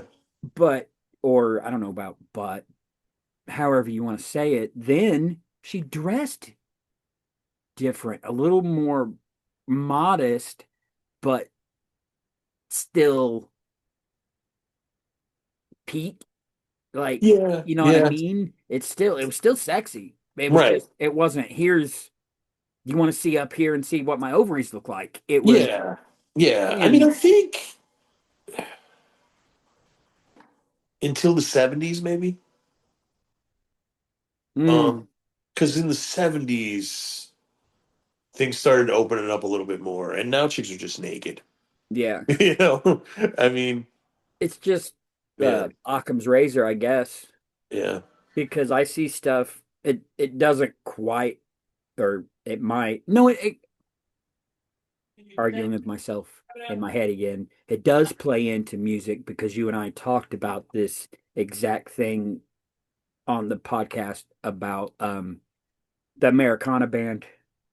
Oh, American Aquarium. Yes. Yeah, I was gonna say that Occam's razor, you know how things all that. yeah, I was going to say we'll probably see a rise in a more traditional, and then we are. yeah, I'm sure there's a music rise for it too, but I see it in like the pop culture. You're seeing more of a, they call it trad, a yeah. traditional push for, Sure. I guess, that kind of modesty. Right, right, right. And It's hard, it's just man. an interesting clash of, Yeah, I think like, dude, this might sound crazy, but I really think like cable television and HBO. mhm. Like I am old enough to where I remember when HBO happened Oh yeah, me too. and when cable television happened and when people all of a sudden had cable boxes in their house and like you could stay up at night and see boobs Hmm. and and uh and Porkies. Mm, Dude, my friends and I were obsessed with Porkies. The reason like their 80s sex comedies was a thing. yeah. There was a ton of them. It's just like and they were popular and they were on every freaking day. That's because they don't, man, there's a lot go, we'll use Porky's and Revenge of the not nerds maybe, but let's definitely use Yeah, Porky. Revenge of the Nerds was more. I mean, it had its moments, but there, it wasn't Porky's. We weren't, or those guys, you know, they were representing an age group that were just coming into the hormones. That's a regular Yeah, natural thing. yeah, And the exactly. joke was, of course, you're so horned up, you just imagine you could run up and pull her top off. You would never do it. Right. right, but right. for the funny sake of the you could. Yeah, And to yeah. me, that's all Porky's was. It wasn't Right, sure. overly, it was just like, of course they're because they don't get laid, so of course they're Right. dumb. Right. I just think that like once that stuff was brought into homes and Mhm. then it expands from there. Once the Um, genie's out of the bottle. yeah, and eventually you get the internet, which is just the wild west of everything, you know, It of applies, and literally also everything, you know. it doesn't apply. Yeah. Um, I wouldn't say like I'm a fan of porn or anything like that, but if I was to look at, I don't know, say, find a picture of something that you think is sexy or super turns you on. For me, Sure. it would be something modest. You might be able to see some things, but it would be Right. more like kind of that Bridget Bardot style, more. Yeah. Dude, honestly, like, And I think it's just, is it preference or is it that TikTok thing I've talked about and yeah, that give me more, give me more, give me yeah. more. I don't know, dude. I think Why do I so. want to see your ankles, Right, Greta, when right. Yeah, when I'm I could going with see. Susie. Sorry, Susie's anybody Yeah, here, but why do I want to see your ankles when I, Susie's going to show me? her ovaries. Yeah. Yeah, yeah. I think like if I was to really think about like a sexy image, Hmm. it'd be like wet lips, You mean top? top lips. Yeah. Yeah, Is yeah. that I And wonder I if don't. that's just let's say a healthy. I feel like I have a healthy perspective toward women, right? Right, I sure. think they're the better of the two sexes. Fuck Yeah, off. Sorry. yeah. I do. Right, I right. also think they should be, if they want, protected, taken care of, rallied around, uh, treated as special because they make the babies. Sure, they Yeah, feed fair. us, but they make the babies. And Right, they have right, all the right. stuff in them that naturally can, God, this is hard to dance around, naturally can lean toward a more motherly state. Okay, And I think women are beautiful fair, fair. shapes. There's all so when I if I was to think of okay, if I don't know how you would word that, porn is a little bit different because if you're watching Yeah, porn, you're probably going for a means to an end. probably. Okay, well, something that would turn me on.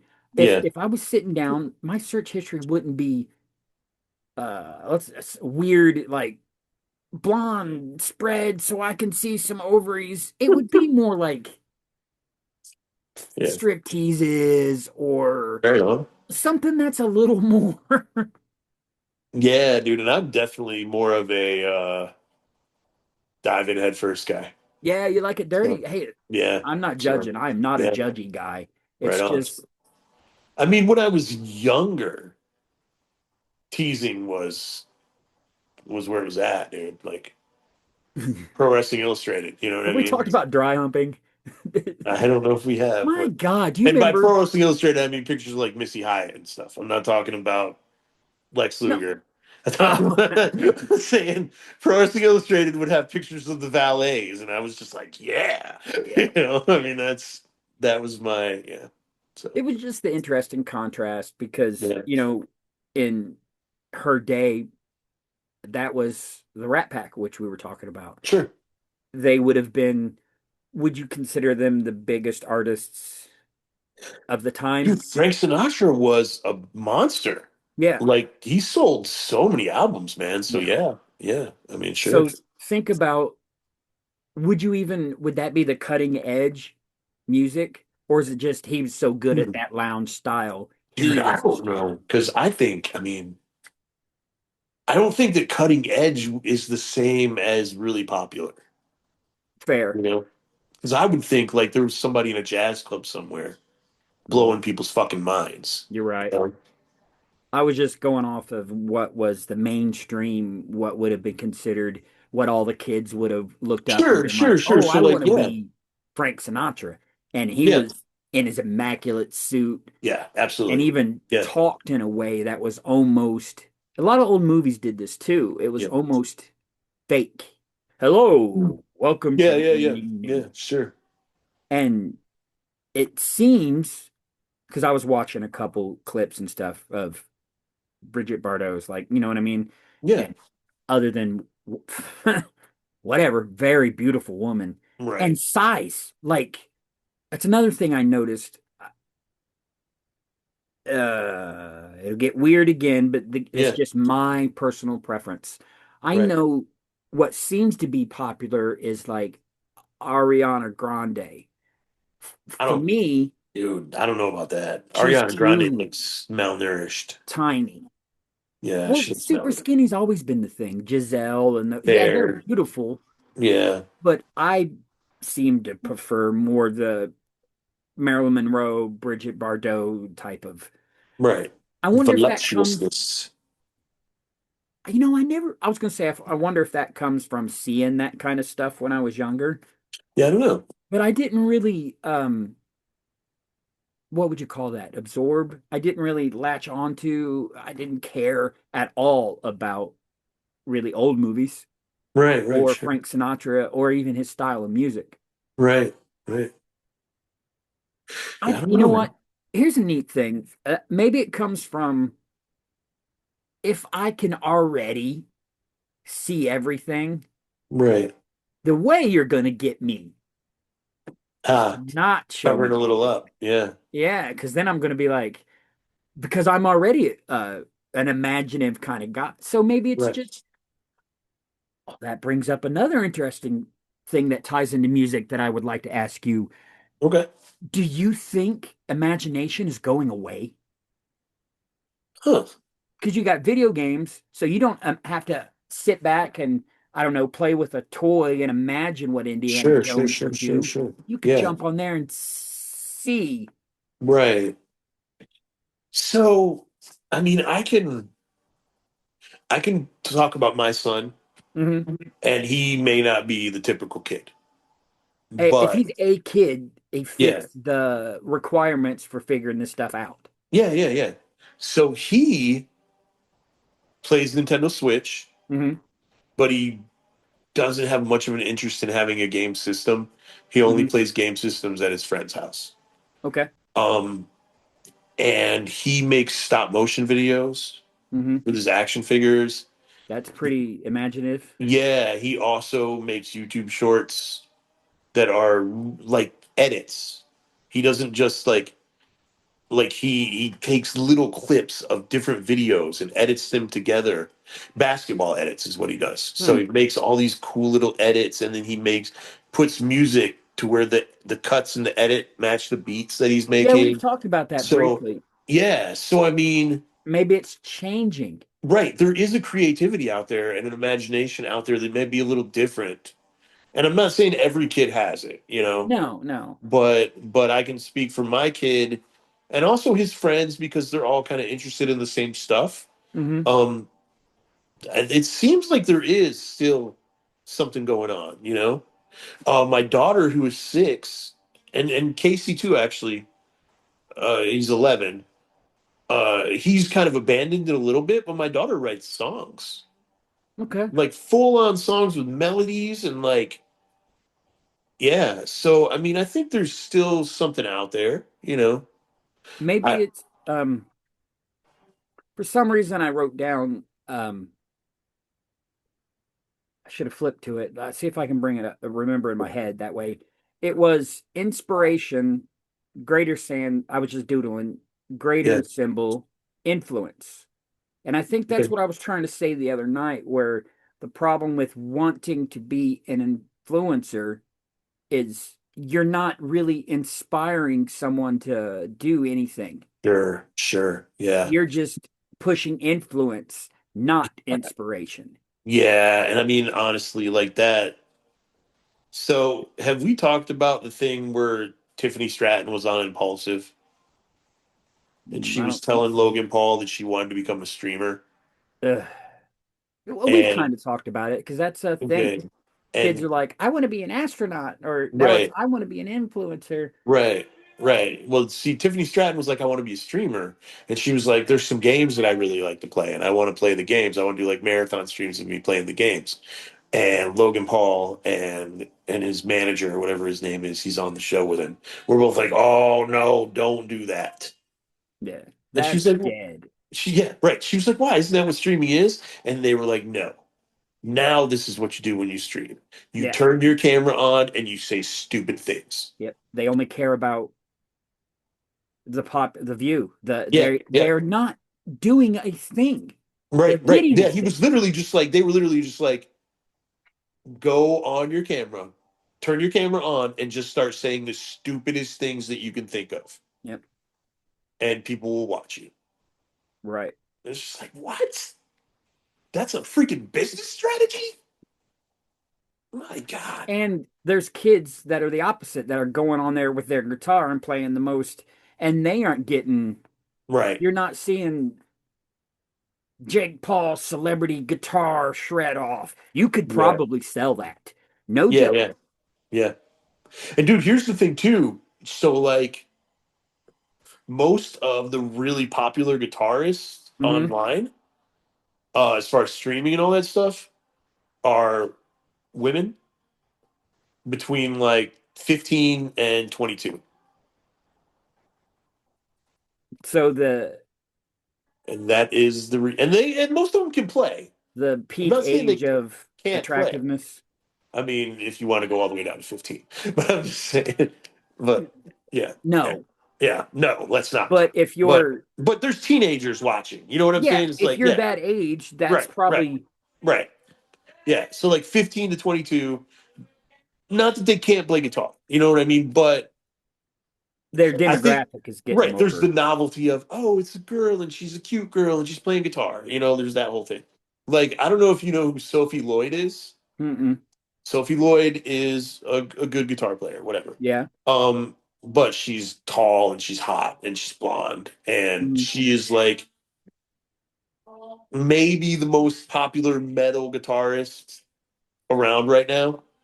And she got famous by going online and going, look at my boobs. You know, I mean, not that she was saying, look at my boobs, but like Right. that's what, you know, Maybe it's just playing smart, right? yeah, She knows that she's hot. So she's like, well, we know guys will at least, right. we like pretty women. So we're going to go, ooh, pretty girl. So Yeah, maybe that'll get us to click on pretty girl. yeah, yeah, yeah. And that's what she wants. Please click on me so you can hear I'm good. Right, right, Maybe right. it's just We should smart knowing we should start putting hot girls as our thumbnail. you should Find start. somebody. Yeah. Once you put People, the thing together, you yeah. should say, now make it into a hot girl. Yeah. People, people would be like, "Where's the hot chick? Like, what are these two fucking old dudes doing talking about albums and stuff?" Keep listening. She comes up soon, Dude, I come on, dude. promise. Yeah, she's coming. She's coming. Just wait. The Uh, hot chick will be there. I, I'm sure we've had a couple, right? Jen Christie's a pretty girl, pretty Yeah, Jen lady Christen's a woman. pretty. Yeah, yeah, yeah, Um, Lexi, King, right? yeah. From Dead by Sure. Yeah, Brain they're on Dead this by channel. Sunday. They're on this channel There, somewhere. Yeah, they're on there this they channel go. somewhere. Thank you, ladies, for sex appealing our show. Somebody needs to. It ain't gonna be me. Oh yeah, yeah. Unfortunately. Uh, Oh man, fun. so, another thing, just because I was in that little mode of thinking about things and Yeah. musically, and somebody else musically passed away. Oh, Bob Weir, Yeah, maybe. And I guitar was player just for the like, Grateful Dead. yeah, I'm not a big fan of the Grateful Dead, but it Right. clicked that off. There's also something else that the world lacks or is missing or goes away when somebody that's like a David Bowie or one of these really truly inspirational people go away. They take Yeah. something intangible with them, Yeah. and it's almost like the actual flow of that spark, that life, that thing that's in music gets crimped. Yeah. just a little bit. And I think that's what the eras are. It gets cramped because David Bowie's gone, so there's no one quite. And then something comes along and just kicks it all back open again. Right. That Right. flow or spark of life. And of course, that's that creative spark. That is the life that we're just trying to we want to get closer to it. We that's Yeah. what is this? The sound the sound it pulls you in. So people like David Bowie and Ozzy and these there's an actual weight.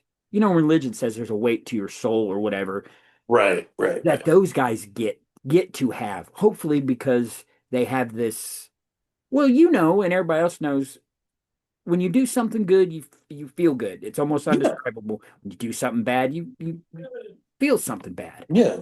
Hopefully. So a guy like Ozzy, David Bowie, named the legend and the art Yeah. creator, that's I think that's what religion's getting at when they say your soul should be light like a feather, because Yeah. that's what that good creative, it's like a It lifts you up. Yeah. yeah, like a breath, and that bad is more Right. like a weight. Right. Right. So it's just the more and more and more and more we do this, and I talk about music, and I try to get my finger on what that magic thing is. I Yeah. don't I don't think that whatever created us is exactly what we think. Yeah. And it's because of the sound. It's because of the way the sound waves do stuff with everything. But a cabinet doesn't feel a music. Sure. Sure. So animals do. Oh yeah. We know people do. So maybe is it only the living thing interacts with the sound? Mm. It's like, okay, so I was listening to the Deers earlier today. Okay. Um and I just was walking around. I don't Hmm. know but I just wanted to move around and like, Yeah.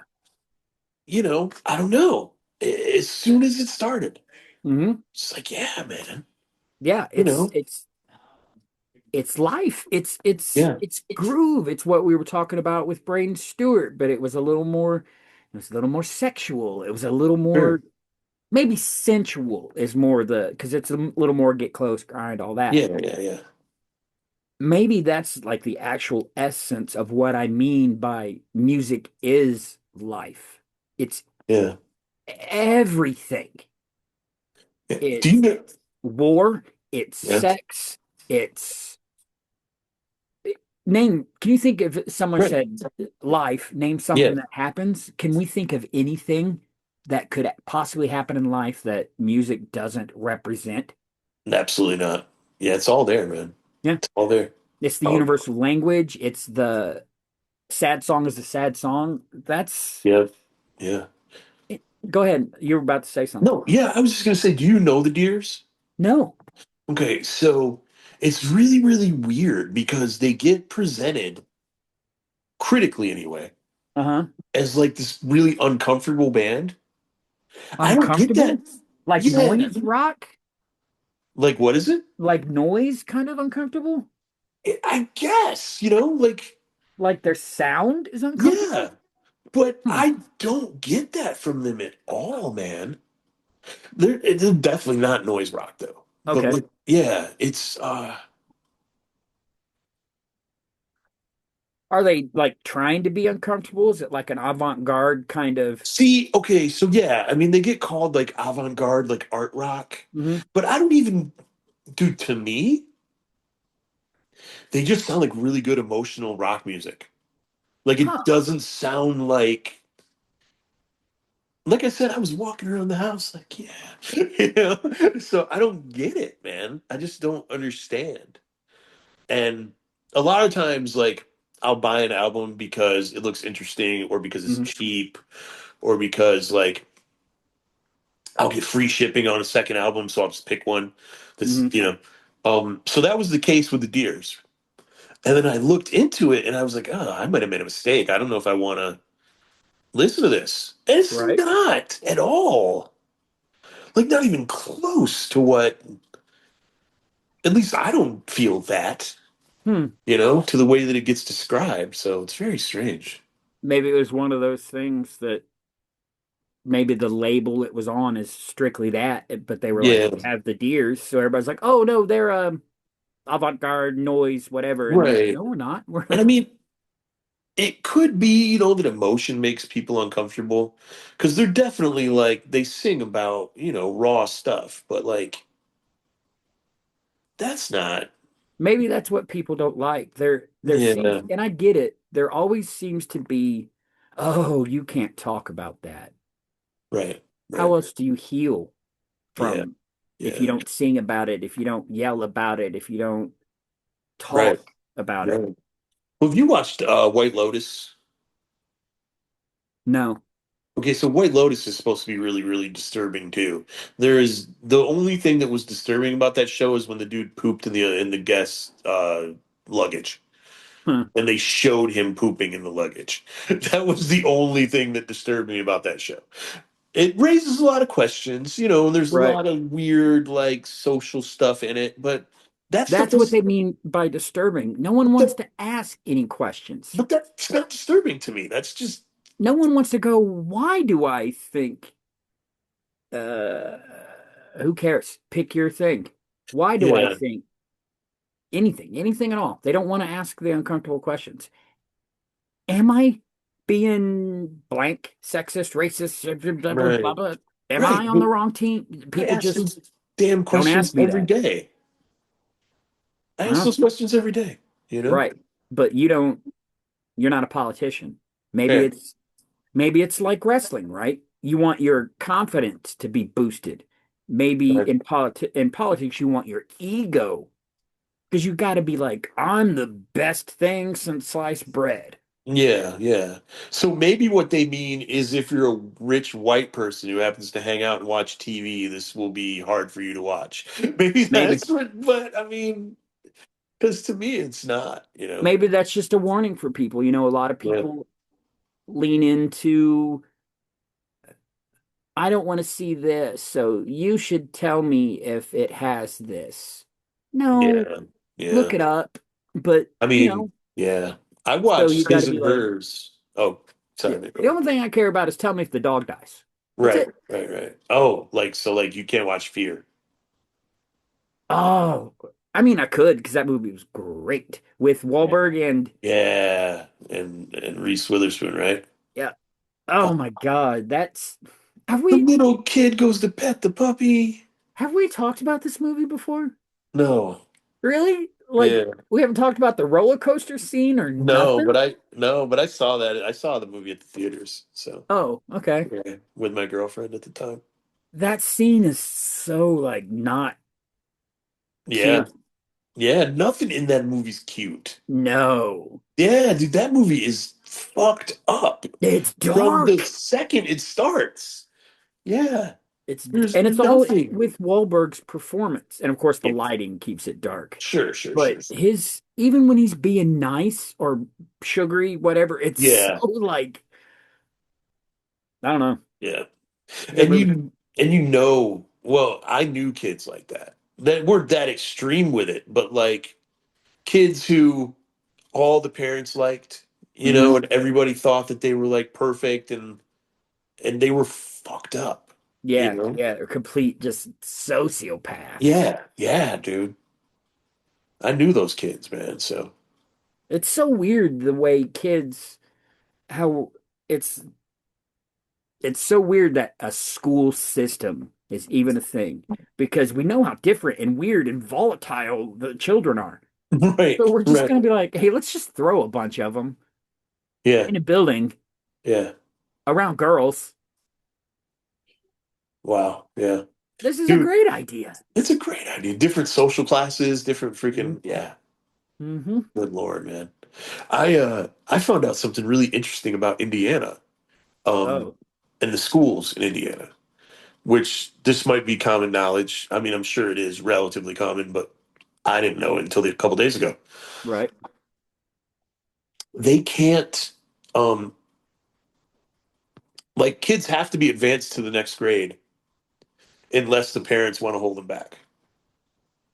You mean automatic pass? You automatically go to the next grade. You can fail the grade, but you still go to the next grade until you get to high school. Because then in high school, you start accumulating credits Hmm, and you have to have a certain amount of credits to graduate. that makes But sense. but from kindergarten until seventh or eighth grade, you move on no matter what. You fail, whatever, you move on. Yeah.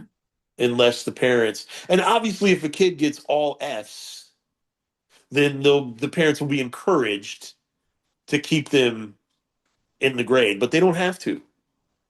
They can be like, no, I want my kid to move on to the next grade. Maybe we're seeing what's left, the dying remnants of what would have been a type of rock star, like the intellectual, oh man, Yeah. I want to go sit with Professor Osborne and hear Right. him tell me about whatever. Yeah. Yeah. So, obviously you would need where would you do that at? Because you need to learn. So Yeah. maybe we're just seeing the bloated tail end of what happened to the quote intellectual rock star. Right. Because if you Right. start to roll back history, they start talking about, you don't hear, where's the Roman Ozzy? There's not a Right. Black Sabbath of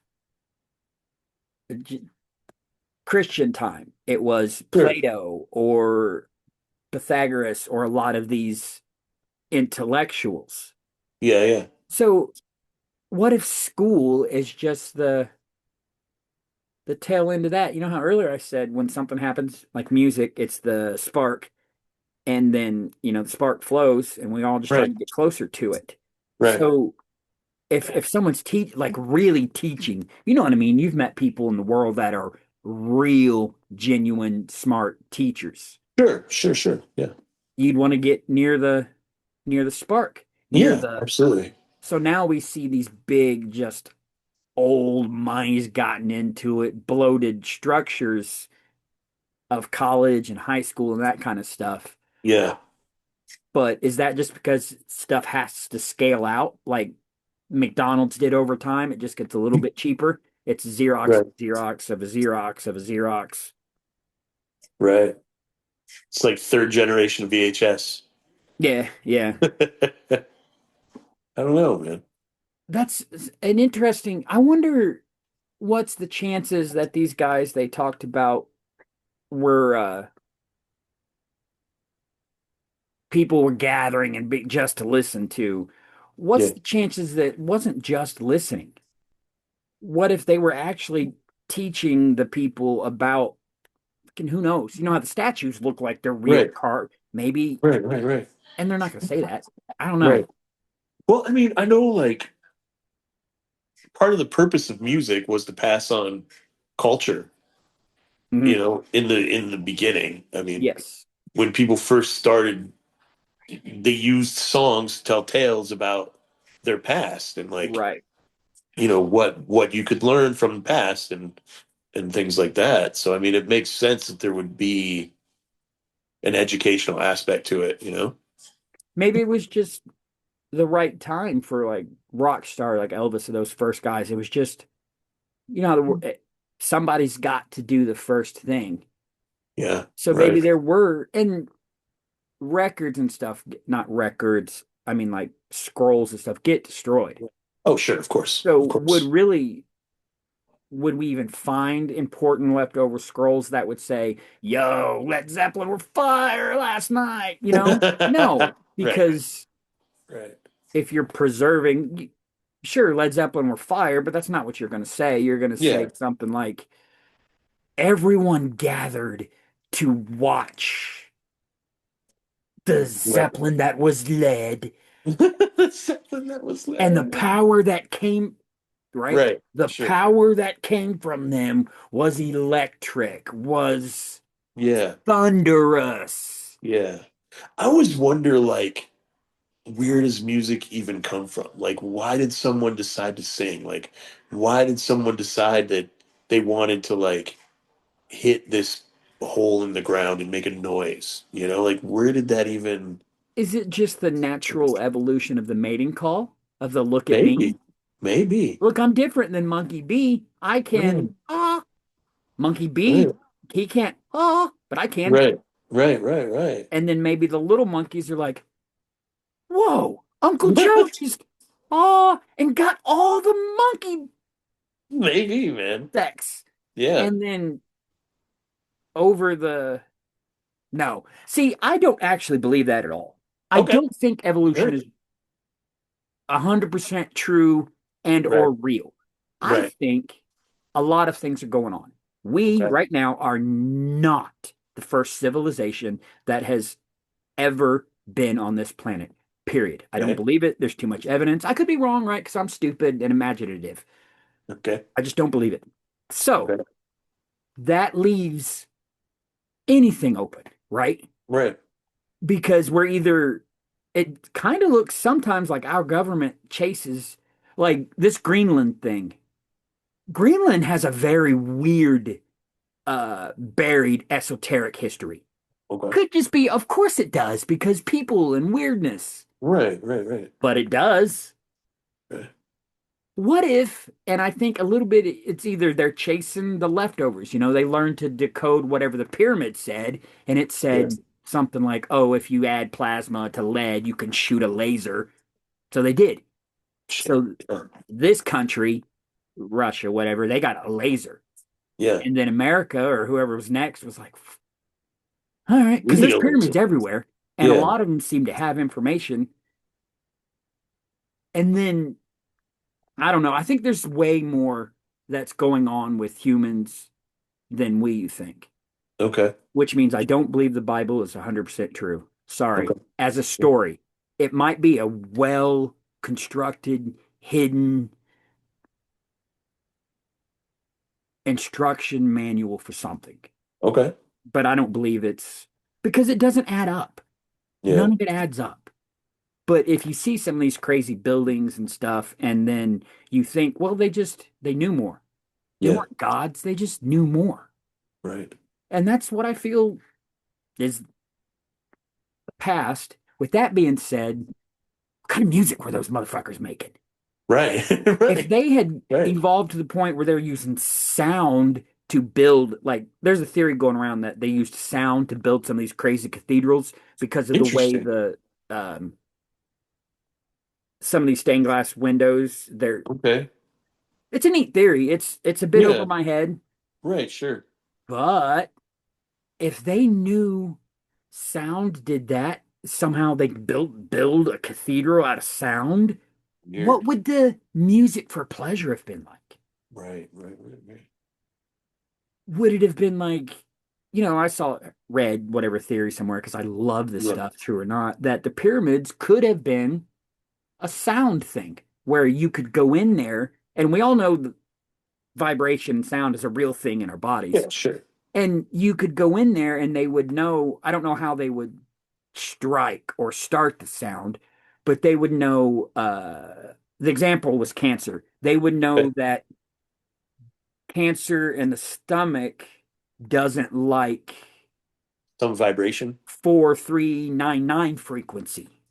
Whoa. So they would start the process because all the it's so that I'm obsessed with the pyramids and all that stuff. It's all Okay. so Sure. weird with sound and the even the stones are special sound amplifying stones. So it was a Huh. neat theory that you could Yeah. go in there and they would do something Right. and the sound waves would wash Cure your over cancer. you. So What I the just hell? sound That's and yeah. music and whatever it is, it's Yeah. life. It's the spark Yeah. that we're all trying to either get closer to. It's just that we didn't come from it. Maybe that's what makes okay, if for some reason humans are special. Yeah. We're special than monkeys. For something, humans are special. Yeah. We have cognitive thinking. Are we the only ones that can do that, Spark? that Hmm. creation spark. We talked about this briefly. Interesting. A I don't bird's not know. going to go, I'm tired of my bird nest. It's not Yeah, cool enough. I'm going to make it one out of popsicle sticks. sure. Yeah, fair. They Fair, could, fair. right? Yeah, yeah, yeah, yeah. Or I Right, don't because we like talked this about tree. beavers building and how, but they just build for necessity. Like they Right. block the water to get to the Didn't food. you tell me? Didn't no, I feel like we might have talked about this, and you said there were some apes and stuff that were creating, like Yeah, imaginative creating. yeah. There are apes who like draw and Yeah. stuff. Yeah, yep. I think Yep. it's just it's the same. I'm trying to grasp the same thing religion is trying to grasp. That's why it's Yeah. also so confusing because you're trying to explain something that is absolutely unexplainable. Tell me why you like a song. Tell me what that feeling is. Yeah, dude, I don't know. I mean, it's the melody, you Right? know. Okay, then why don't you like every song? Every song has a melody, right? Some songs have melodies that I don't find appealing. I mean, that's That don't resonate. Fair yeah, enough. But yeah. I still, mean, tell me, yeah, it's not like it's a like a knife or something. We're all going to feel that the yeah. same. Why don't I like some songs? I've thought about that because I like so many different kinds of music. So I'm just like, why are there some songs that I just don't like? And Yeah, what turned me off to that? sometimes I feel almost like I convince myself that I don't like it, but because I'm not, it's just not something that appeals to me. Whereas, Hmm. like, if I sat down and really listened to it, I could make myself like it. Like, Hmm. not make myself, but learn to like it. Let's look at it that way. Right. Because like, okay, do you know the song "Anytime" or "Every Time"? One of I don't know. It's a Britney Spears song. Oh, I Um, don't think so. okay, right. And did you see the reaction? It's a great song, dude. It's a great song.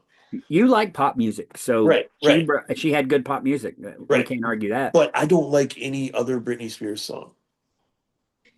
But I really like that song, like a lot. And so then I'm like, I wonder if I was to sit down with that song in mind and listen to other Britney, like if I could eventually like Toxic, you know? Here's my thought or gut Yeah, reaction of it, right? yeah, It's because the people behind Britney that write Britney songs, yeah, formula wise, they know what you're supposed to like. yeah, yeah. They know that for some reason, people like these beats, this many, they know it.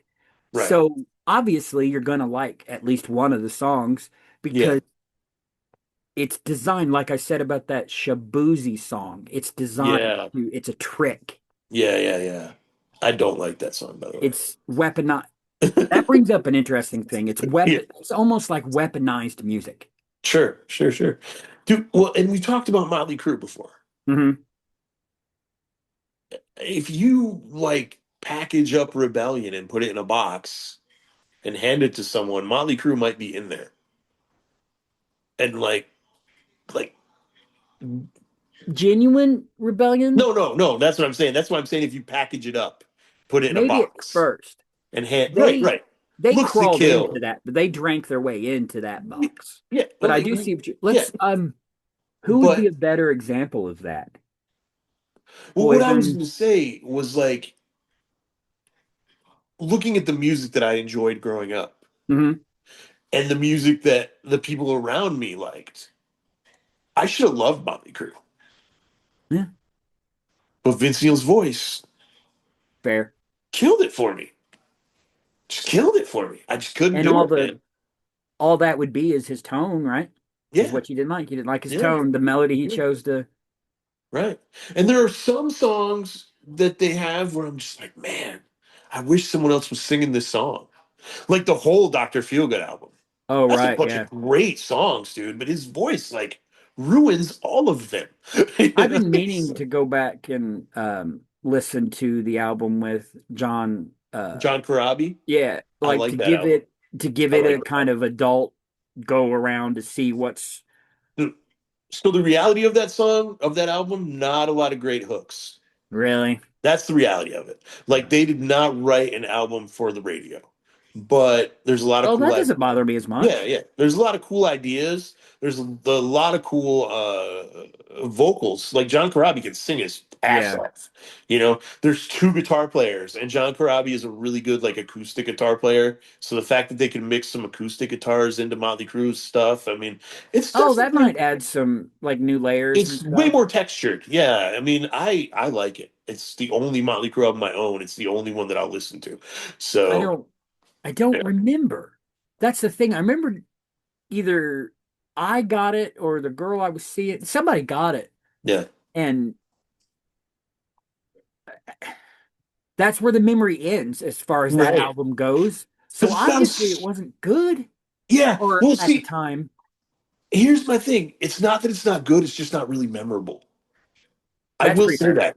It's not a super memorable album, but there's nothing bad on it, Yeah. in my opinion. Like it's a good album. It sounds good. Like I said, there's just not hooks for whatever reason. Like they just did not write an album for the radio, which you Yeah. would have thought that they would have. But Maybe that was the point. yeah, Maybe they were doing the thing. yeah, The let's just we don't care. Let's make an album yeah, yeah, yeah, because they are all still artists and they all like what split the band is that they got tired or each one seemed to have got tired of that partying lifestyle at a different time and then yeah, switched into yeah, yeah. that. Wait a minute, guys, we used to be artists, Right, and they right. had to go. One, Mick Mars's health never let him really explore it, and then Yeah. Tommy went on to do. Rap rock? Yeah, he went on to try things, Yeah. and then 6 a.m. was Nikki Six. Yeah. Maybe by that point, Vince, he's just one of those guys that he is Vince Neil. Does that make sense? That's Yeah. Yeah. He's I not a mean, I don't. singer. He's not Right. a great rock god. None of Yeah. that. He Yeah. is Vince Neil. Yeah. Yeah. So maybe he's like pro wrestling. You either love it or you hate it. There Right. is no in between. Right. Right. It's funny because like I'm sure you remember the reunion tours and those videos that were going around where they were like, "Oh my God, Vince Neil can't sing anymore." Yeah. I was watching those videos and I was like, "Dude, Vince Neil could never sing." I was like, "He always sounded like this. What are you guys talking about? Like this is how he sings." People just, see it through rose-colored glasses or How much do they drink at the yeah, or there was no internet back then. You know what I mean? To be like, how many live performances do you ever actually remember public live performances Motley Crue doing? Right. I don't You know know. what I I've mean? seen them a handful of times, so I don't Yeah. know. Oh, you Yeah. mean like to where you could just To where everyone could see it, like on ABC television or whatever. They didn't do that much. no. Because Vince Neil can't fucking sing. Right. He never could. And it was part of their sleaze that they were Yeah. just too. Yeah. You're right, because there's only a few times where you're like, all right, cool. It's most of the songs you're like, man. But it sounds like the ones that we probably like were written by somebody else. So Possibly. they showed him, hey, Well, could you maybe sing like this for the I, th- chorus? I think Nikki Six is a good songwriter. Yeah. I think that's kind of shown. You know what I mean? And he has Hmm. because he didn't just write for Motley Crue. He wrote with outside people too. Like people would Yeah. seek him out and be like, "Hey, Nikki, Yeah. let's write this song together." You And know, all the so 6 a.m. stuff is, I mean, it's there's a good. lot Yeah, there. yeah, Style wise, yeah. catalog wise, there's a lot. Absolutely. I mean, dude, just that song "Life Is Beautiful" alone. I mean, it's just like that blows away everything Motley Crue ever did, in my Yeah. opinion. You know, so yeah, I know I get it. yeah, I whatever to me they're Motley Crue. I think I see why they did, but they were more for that kind of personality type that's really antithesis to who I am. sure, Does sure, that make sense? Like I'm just yeah. not a Motley Crue stereotype fan. Right, right, right. I I'm think not the their demographic. Yeah. I think the funny thing about Motley Crue is like they were so many things.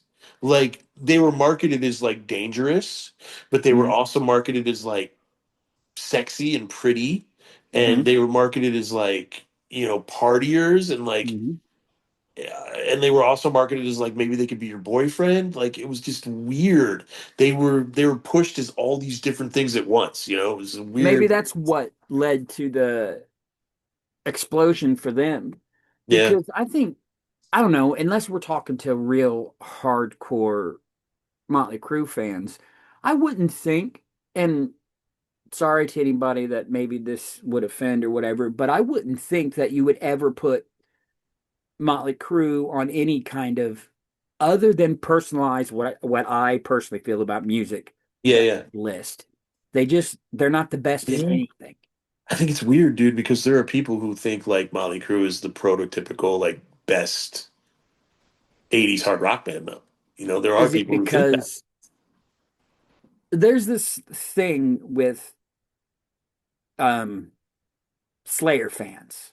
Sure. It's like because I want to be that. Er.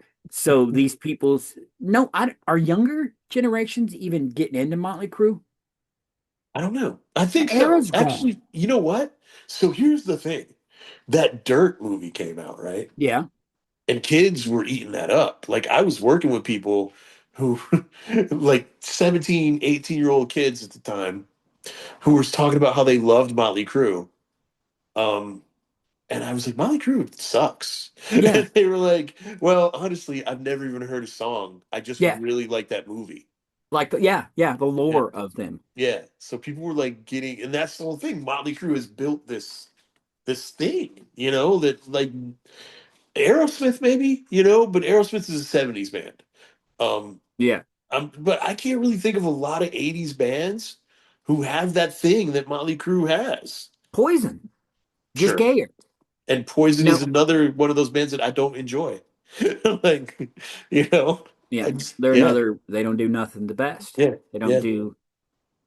They're just yeah, yeah, okay. yeah. I just don't. They're not the best metal band of the '80s. Same with Motley Crue. They're Right. just they're just one of those bands that are kind of representative of the era. Like when I try to think of like who was the best, I'm gonna say glam metal to be respectful. I don't want to use the term that they use nowadays because I think it's insulting. Um, who was the best glam metal band of the '80s? And I think, Unfortunately, I think it has to be Motley Crue. I see, mean, they were huge. right. Doesn't And change the talent or what we perceive as the talent, right? yeah, yeah, But popularity wise, yeah, yeah. I think of a band like Cinderella, and then it's like, but they weren't they Motley were Crue. they were better than Motley Crue, I think Yeah, personally. yeah. But by the third album, like people were barely paying attention anymore. Motley Crue had how many hits? Like, God. Maybe it was because their music also sounded like they look. Yeah. So you were getting that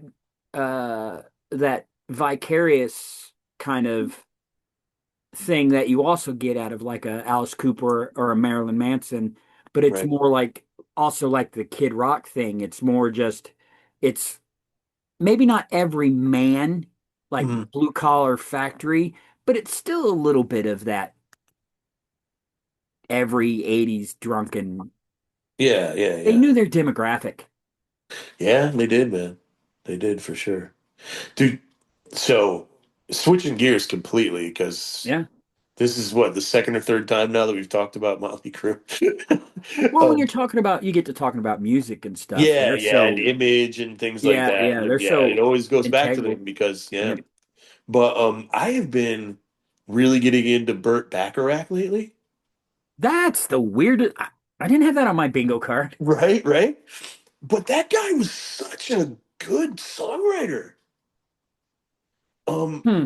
but one of the weirdest things that so Burt Bacharach didn't write a lot of lyrics. He was the composer. He considered Oh, okay. himself a pop music composer. Hmm. But you don't really hear about the people who he wrote with. Hmm.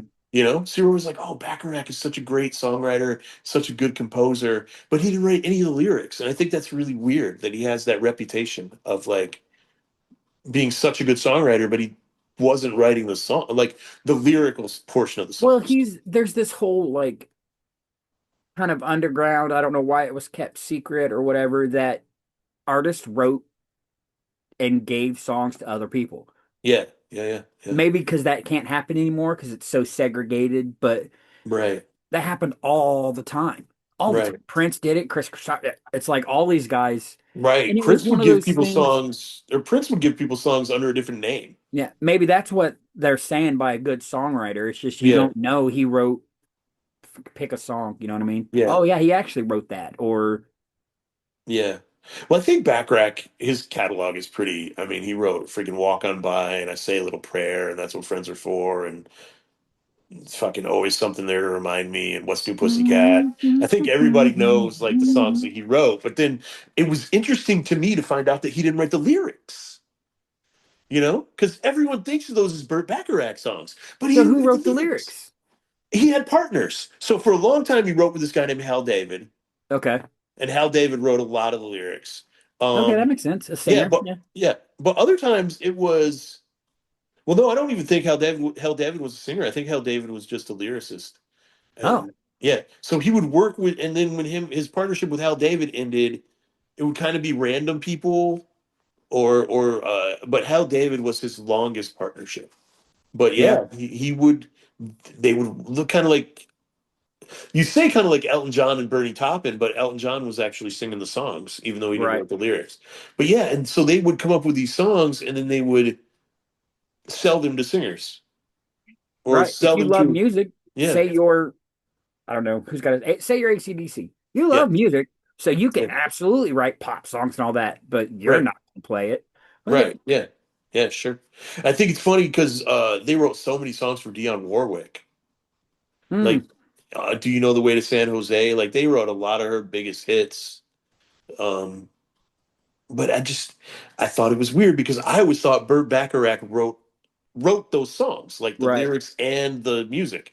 It turns out he was the composer, and then he would give the song to other people to write lyrics for. I never freaking knew that until very recently. So. There's probably a lot of that, you know. Yeah, People because I was just trying to think of like great American songwriters, and Burt Bacharach came up because he's written so many songs that all right. people know and then sold so much and like, but he just wrote the music part of it. It's just weird. It's weird. And great American songwriters like my Mount Rushmore of American songwriters is Bruce Springsteen, Tom Petty, John Mellencamp, and Bob Dylan. I mean, kind of hard to, you know. I you know what I think if you're just saying storytellers, Yeah, you got to get genre specific too. right, What sure. about Onyx and hip hop or Wu-Tang Clan? They're telling you stories. Yeah, yeah, absolutely. And I mean, there's definitely so like Common. Hmm. Common is a great songwriter. Great Nas. songwriter. Yeah, yeah, absolutely. Absolutely, dude. So Yeah. what are we talking about as far as American songwriters now? Yeah, no, I mean, I think it includes everything. And just for me personally, and probably partially because of the kind of music that I like, and probably partially because of the kind of music that I'm drawn to, Hmm. it's those four guys. I Yeah. mean, I think, Well, that's why and you said your Mount Rushmore. yeah, yeah. To me, those four guys write the best freaking songs. They write songs about American life. They write songs about, uh, you know, pulling yourself up from fucking nothing. You know Hmm. what I mean? Like they write songs about injustice. I Hmm. mean, to me, like those four guys are foundational. Nobody really touches them. Um, Bob Seger. yeah. If Bob Seger, well, see, I don't think Bob Seger was that great of a songwriter, to be completely honest. I think he's got some cool songs, but I think he was a little clunky. This is just my opinion. I think his music, his I lyrics, some of think his lyrics are a little hard to, I feel like the clunkiness comes from they were obviously a bar band. Yeah, sure, sure, sure. Yeah, So bar bands obviously have a certain style. right, right. I like I would put him up there with what about CCR? Now that's an American. Yeah, sure, man. John Fogerty could write a fucking song. Yeah, Yep. I would. Yep, he's definitely.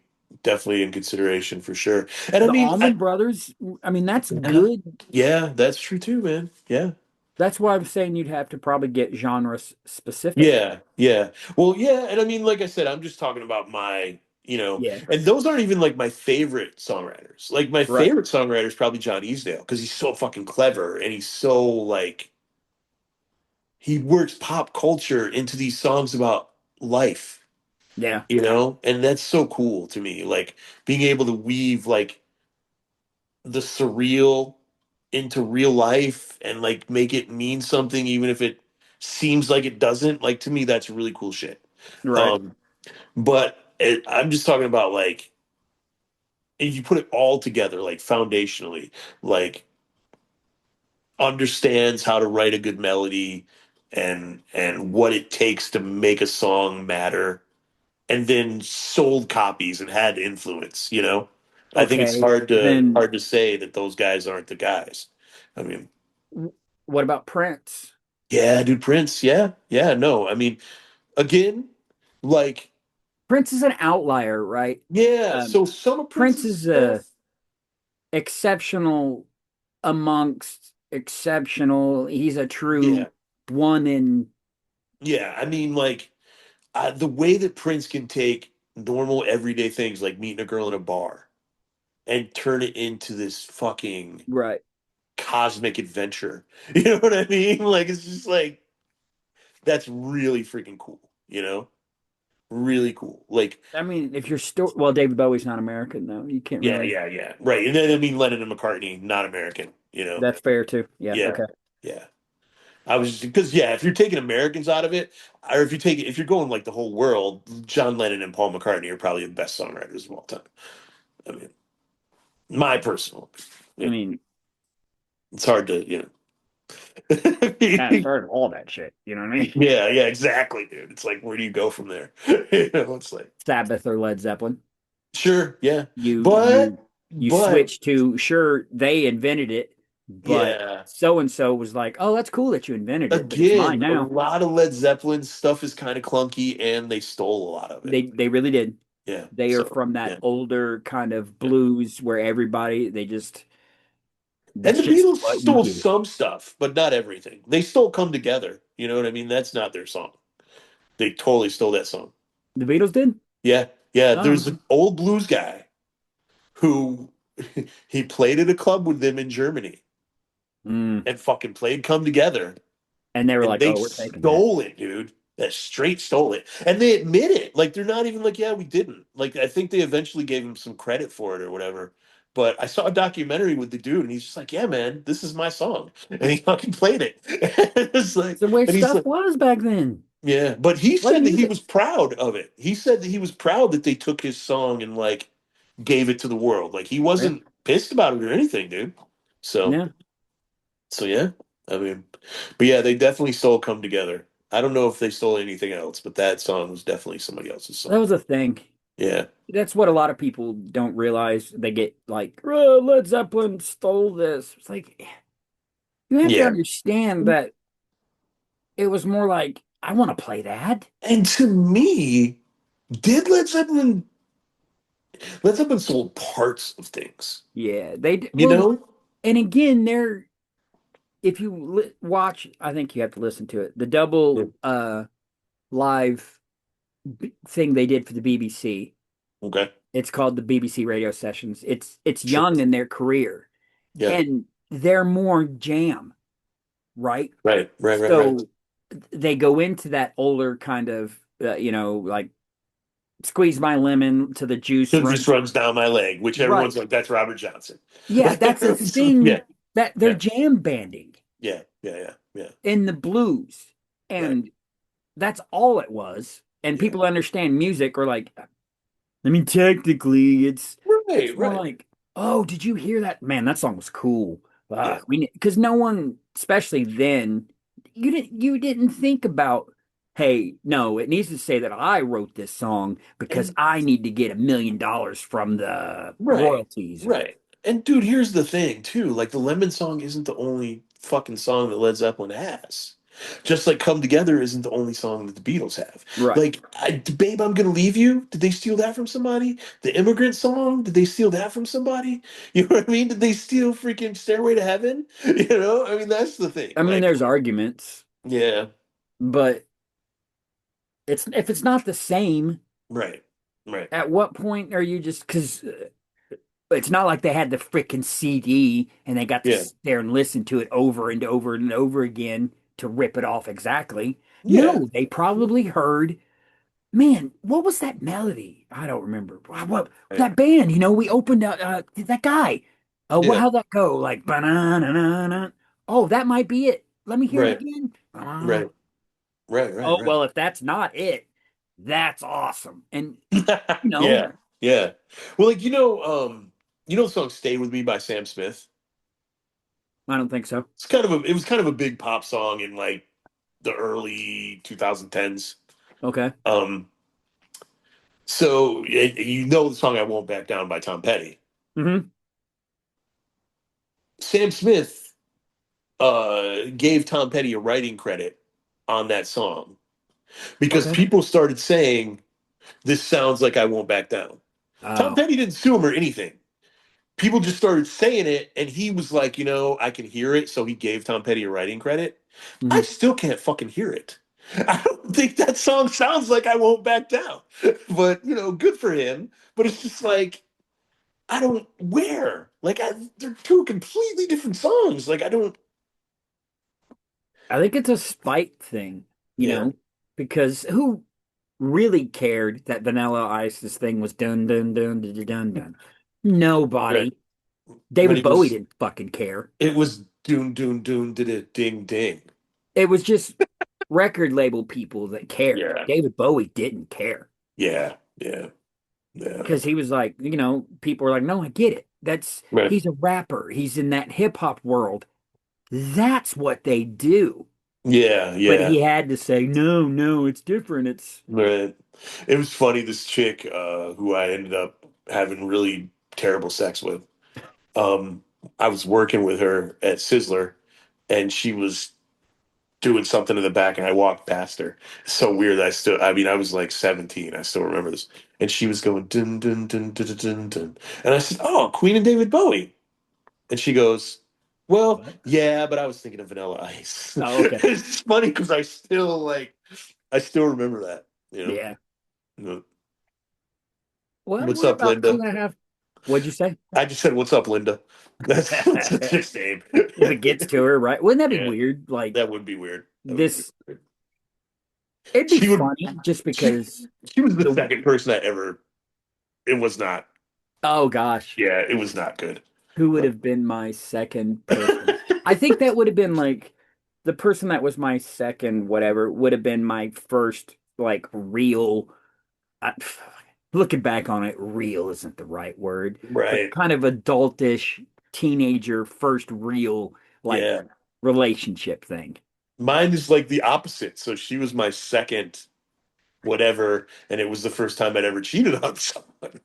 So Never. I never have. It's such a thing yeah, with me. dude, I succumbed to pressure a couple times. It's such a thing with me. No, I get it, dude. I Yeah. wish I can't pull back enough in my memory to have one of those like, oh, it's because Tiffany in the eighth grade, Right, right, right, right, right, whatever. right. I don't I don't have too many, yeah, that dumb hoe cheated on me. It happened like later Sure, on in sure, life. sure, I sure. I know some girls that did, but not Yeah. early enough to, Then it was foundational. yeah, it was Yeah. just for some reason it's a core thing on what I think a relationship is. Yeah, dude. You call I and dump that just bitch, and then you start making out with the hot chick if you want. right. I I've shouldn't have said just the B messed word, up. but Yeah. I've just yeah. hey, this is over. And Yeah. then I've done that. I'm a dickhead. I'm sorry. Right. Sure, sure, sure. I've done that too. But, Yeah. and it's not that I'm morally more sound than anybody else. I think I said Right. enough that I'm kind of a crappy person, or at least have been. Yeah. It's Yeah. just, it's part of it. It's part of life. You No, I stumble get it, through it. dude. You don't know what you're doing. Yeah. Yeah. You know how many And things I've I've done cheated bad to by people yeah. I've because I cheated by didn't know. accident because I freaking forgot that I was dating someone. That's a whole. uh, I mean, you did it, so it happens. But it's like, Yeah, how does that? it's a total thing, dude. Yeah. Oh, no, I believe you. I It's mean, whatever. I can save it for another time if you want to roll on out of here. Yeah, let's. All right. So I've sent you a couple different messages. Yeah, yeah. Did you have something in mind No, for? let's do the hip hop thing, dude. Oh, Yeah, let's awesome. do it. Yeah, Did you listen 100%. to either song as like a preview? I didn't, man. Man, I'm waiting. Yeah, I'm waiting, dude. Let's do it. so good. Okay, the Yeah. album is just self-titled. Okay. The group, I guess it's kind of like an underground super group. Okay. Um, Nobody that you probably would have heard of. Maybe POS, P. Dot O. He kind of Hmm. shined a little bit, and that's how I Okay. stumbled into this group. But they, Okay. even their producers, they have like maybe three that make the beats and stuff. Yeah, They'll yeah. work with each other. So they'll like Okay. do beats with each other and do, so it's very a lot of creative sounds, a lot of, it's Yeah. not like Wu-Tang straight hip hop. It's more instruments, more melody in Okay. their rapping. There's Nice. POS, this guy Sims, and a girl Okay. named Dessa, and then this Mexican guy, Spanish Nice. guy, sorry. It's it's hip hop, but Okay. it's definitely not gangster rap. I mean, that's fine. It's pure people playing in the hip hop genre and doing it very well. I don't Sweet. know why it took me so long when we talked about positive hip hop, but the other day I was listening to music Yeah, and yeah. the song Kid Gloves came on and I was just like, man, I forgot how Yeah. good this song is for hip hop. And that's where I posted another one of those little pictures of some lyrics written in my, Yeah, I saw that. Yeah. it comes from this song, the real recognizes real and counterfeit is rejected. Right. So it's like either come correct or kindly leave the table now. I Nice. like that. It's like Hell yeah. what we're doing here is real shit. We're not fucking around. So you're either doing that real shit Here. with us or Yeah. just, it's not even fuck off. It's just kindly, Yeah. Yeah, you're I either think here or you'll you're not. really I'm sure I'm gonna dig it, dude. It's funny because I was listening to chords the other day, and I was like, "Oh, listen to we what? could listen to chords, Ford? chords like guitar chords." Yeah, I don't, Yeah, he is a Swedish rapper, and he's a freaking beast. And I was like, "Oh, maybe we should do some chords." And then you sent him the message about doing this, but maybe I we'll do mean, more hip hop. We could do some chords. No one in America knows who the fuck chords is. Like no one. we'll just, He's not. we'll just do it like a little block then. Yeah, We'll we'll go do some ahead and hip hop stuff. Yeah. do a little hip hop thing. Yeah, hell All yeah. right, so the Doom Tree. It's one word, Doom Okay. Tree. The album is just self-titled. Self-title. All To right. help it a little bit, if people need reference, the two songs off this album that really sell me are The Wren and Kid Gloves. So if you just want to take a quick preview and be like, oh my God, why is he going on about this? Listen to one of those two songs. And Cool. for the listeners, I have a feeling you'll be all in. And then you're like, oh, especially if you like hip hop, be like, all right, I need to hear. Right And then on. you'll want Right to on. hear what we're going to say about it because the lyric content I think is going to be great. I think Yeah. it's going to be Yeah. another one of those that we're going to have so much fun doing. Dude, yeah, yeah. And I mean, just to reiterate, the album that we did this week was "It's All Good" Oh by yeah. Rochester new metal band Hate Machine. One of my favorite albums, dude. We've done a bunch of my favorite albums, which is really, really cool. I fucking love the album so much, man. Especially just it puts me back to a certain time, Yes. 1997.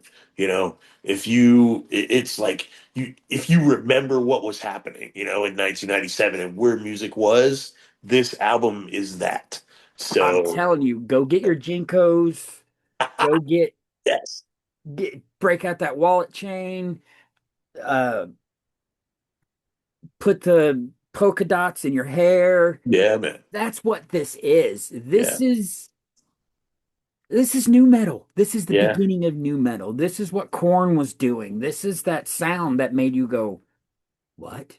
You What? can do Yeah. this?" Yeah, If 100%, dude. people might, if you remember just how interested or blown away, whatever you were on that first Corn album, Right. give this one a listen because Yeah. it's the same Same. genre, just a Yeah. different group of guys. Yeah. So it gets a little bit different They're of an they're heavier. attitude. They're a little angrier. They're a little Yeah, yeah, it's a little rawer, less, but sadly, no molestation, none of that real yeah. heavy. It's Right. more aggression, straightforward. Let's get this anger out. Yeah. Let's let the Absolutely. hate machine roll forward. Yeah. 100%.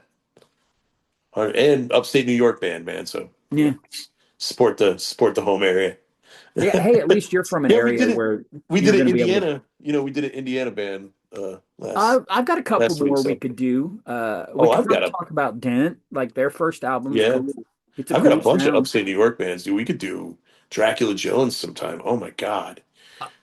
I wanted to do another New York band that I know of that's more like a sludge kind of doom, Yeah. called Borgo Pass. Okay. I don't know It's there. just they're not on Spotify, was why Hmm. I didn't bring it up. And then I Yeah. thought of this album. They're on Yeah. like Bandcamp and all that other I mean, stuff. dude, if we can find it, I'll listen to it. Yeah, we I could mean, find it. yeah, it's all good. We'll Um, worry about it once we get past yeah, let's do a as we're couple getting hip ready. hop stuff, dude. I kind of want to do Twilight Sentinels too. That's a great record. They're an Indianapolis hip hop group. Kind of want to do that too. So maybe we'll do a block of hip hop stuff. Who Yeah, we'll knows? see. We'll do this one, and Yeah. we got two lined up. Yep. So we'll do this one, and going into the next one, we'll know if we feel like, hey, do you want to stay? There's some more exploration to be done. Yeah. Yeah, or do we Sure. want a palette reset with? I'm always looking for stuff that's more blues rock, like Blacktop Mm. Mojo, Yeah. Yeah. Yeah. Yeah. I Brain love that Stewart. stuff. So if anybody on the group or listening has some music like that, Ryan sent me an album. I'm gonna have to look into it because I think that was more bluesy. Like okay, I listened to it a little bit, and I think that had more of a bluesy thing going on. But I'll check it out and see if I'm right. maybe it'll pull Ryan out of the. Have we been giving him a hard time about the albums? I mean, I haven't been. No. Well, it's because But, that's not what we yeah, do. But yeah, it was just like, I don't know. yeah. I don't know him at all. Right, sure. Yeah, me So either. I'm like, is this, I mean, I brought out Shun, which is a very interesting kind of, and you did Brother Meat. Yeah, yeah, Are these Ryan's representations of, maybe he yeah. loves goth music? Didn't he Maybe. recommend them?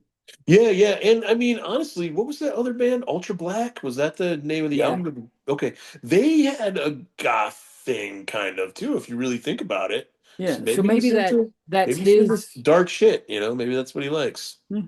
So yeah. He'll hear this and tell us. Let Yeah, us right know. on. Hell yeah. All right, brother. All right. Well, Tyler, we this love you too, man. We thank you appreciate you so so much, much. Tyler. Yeah, man. Appreciate you.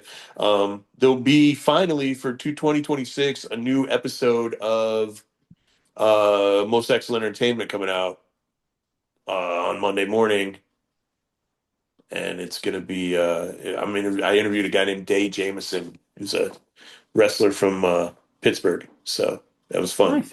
Young Nice. guy, got a lot going on. So that was a cool conversation. Yeah, I Um, did a wrestling thing that we'll talk about once we're done recording. cool, cool, cool. But yeah, everybody, thanks a lot for checking us out. And for Christopher Icon, I'm Keith, and this has been your Taste in Music Sucks. Wait, my No, taste in music sucks. Our taste in music sucks. Oh yeah, you can't blame us. We said it at the beginning. we did. It's in the Good night, title. All everybody. right, take care, y'all.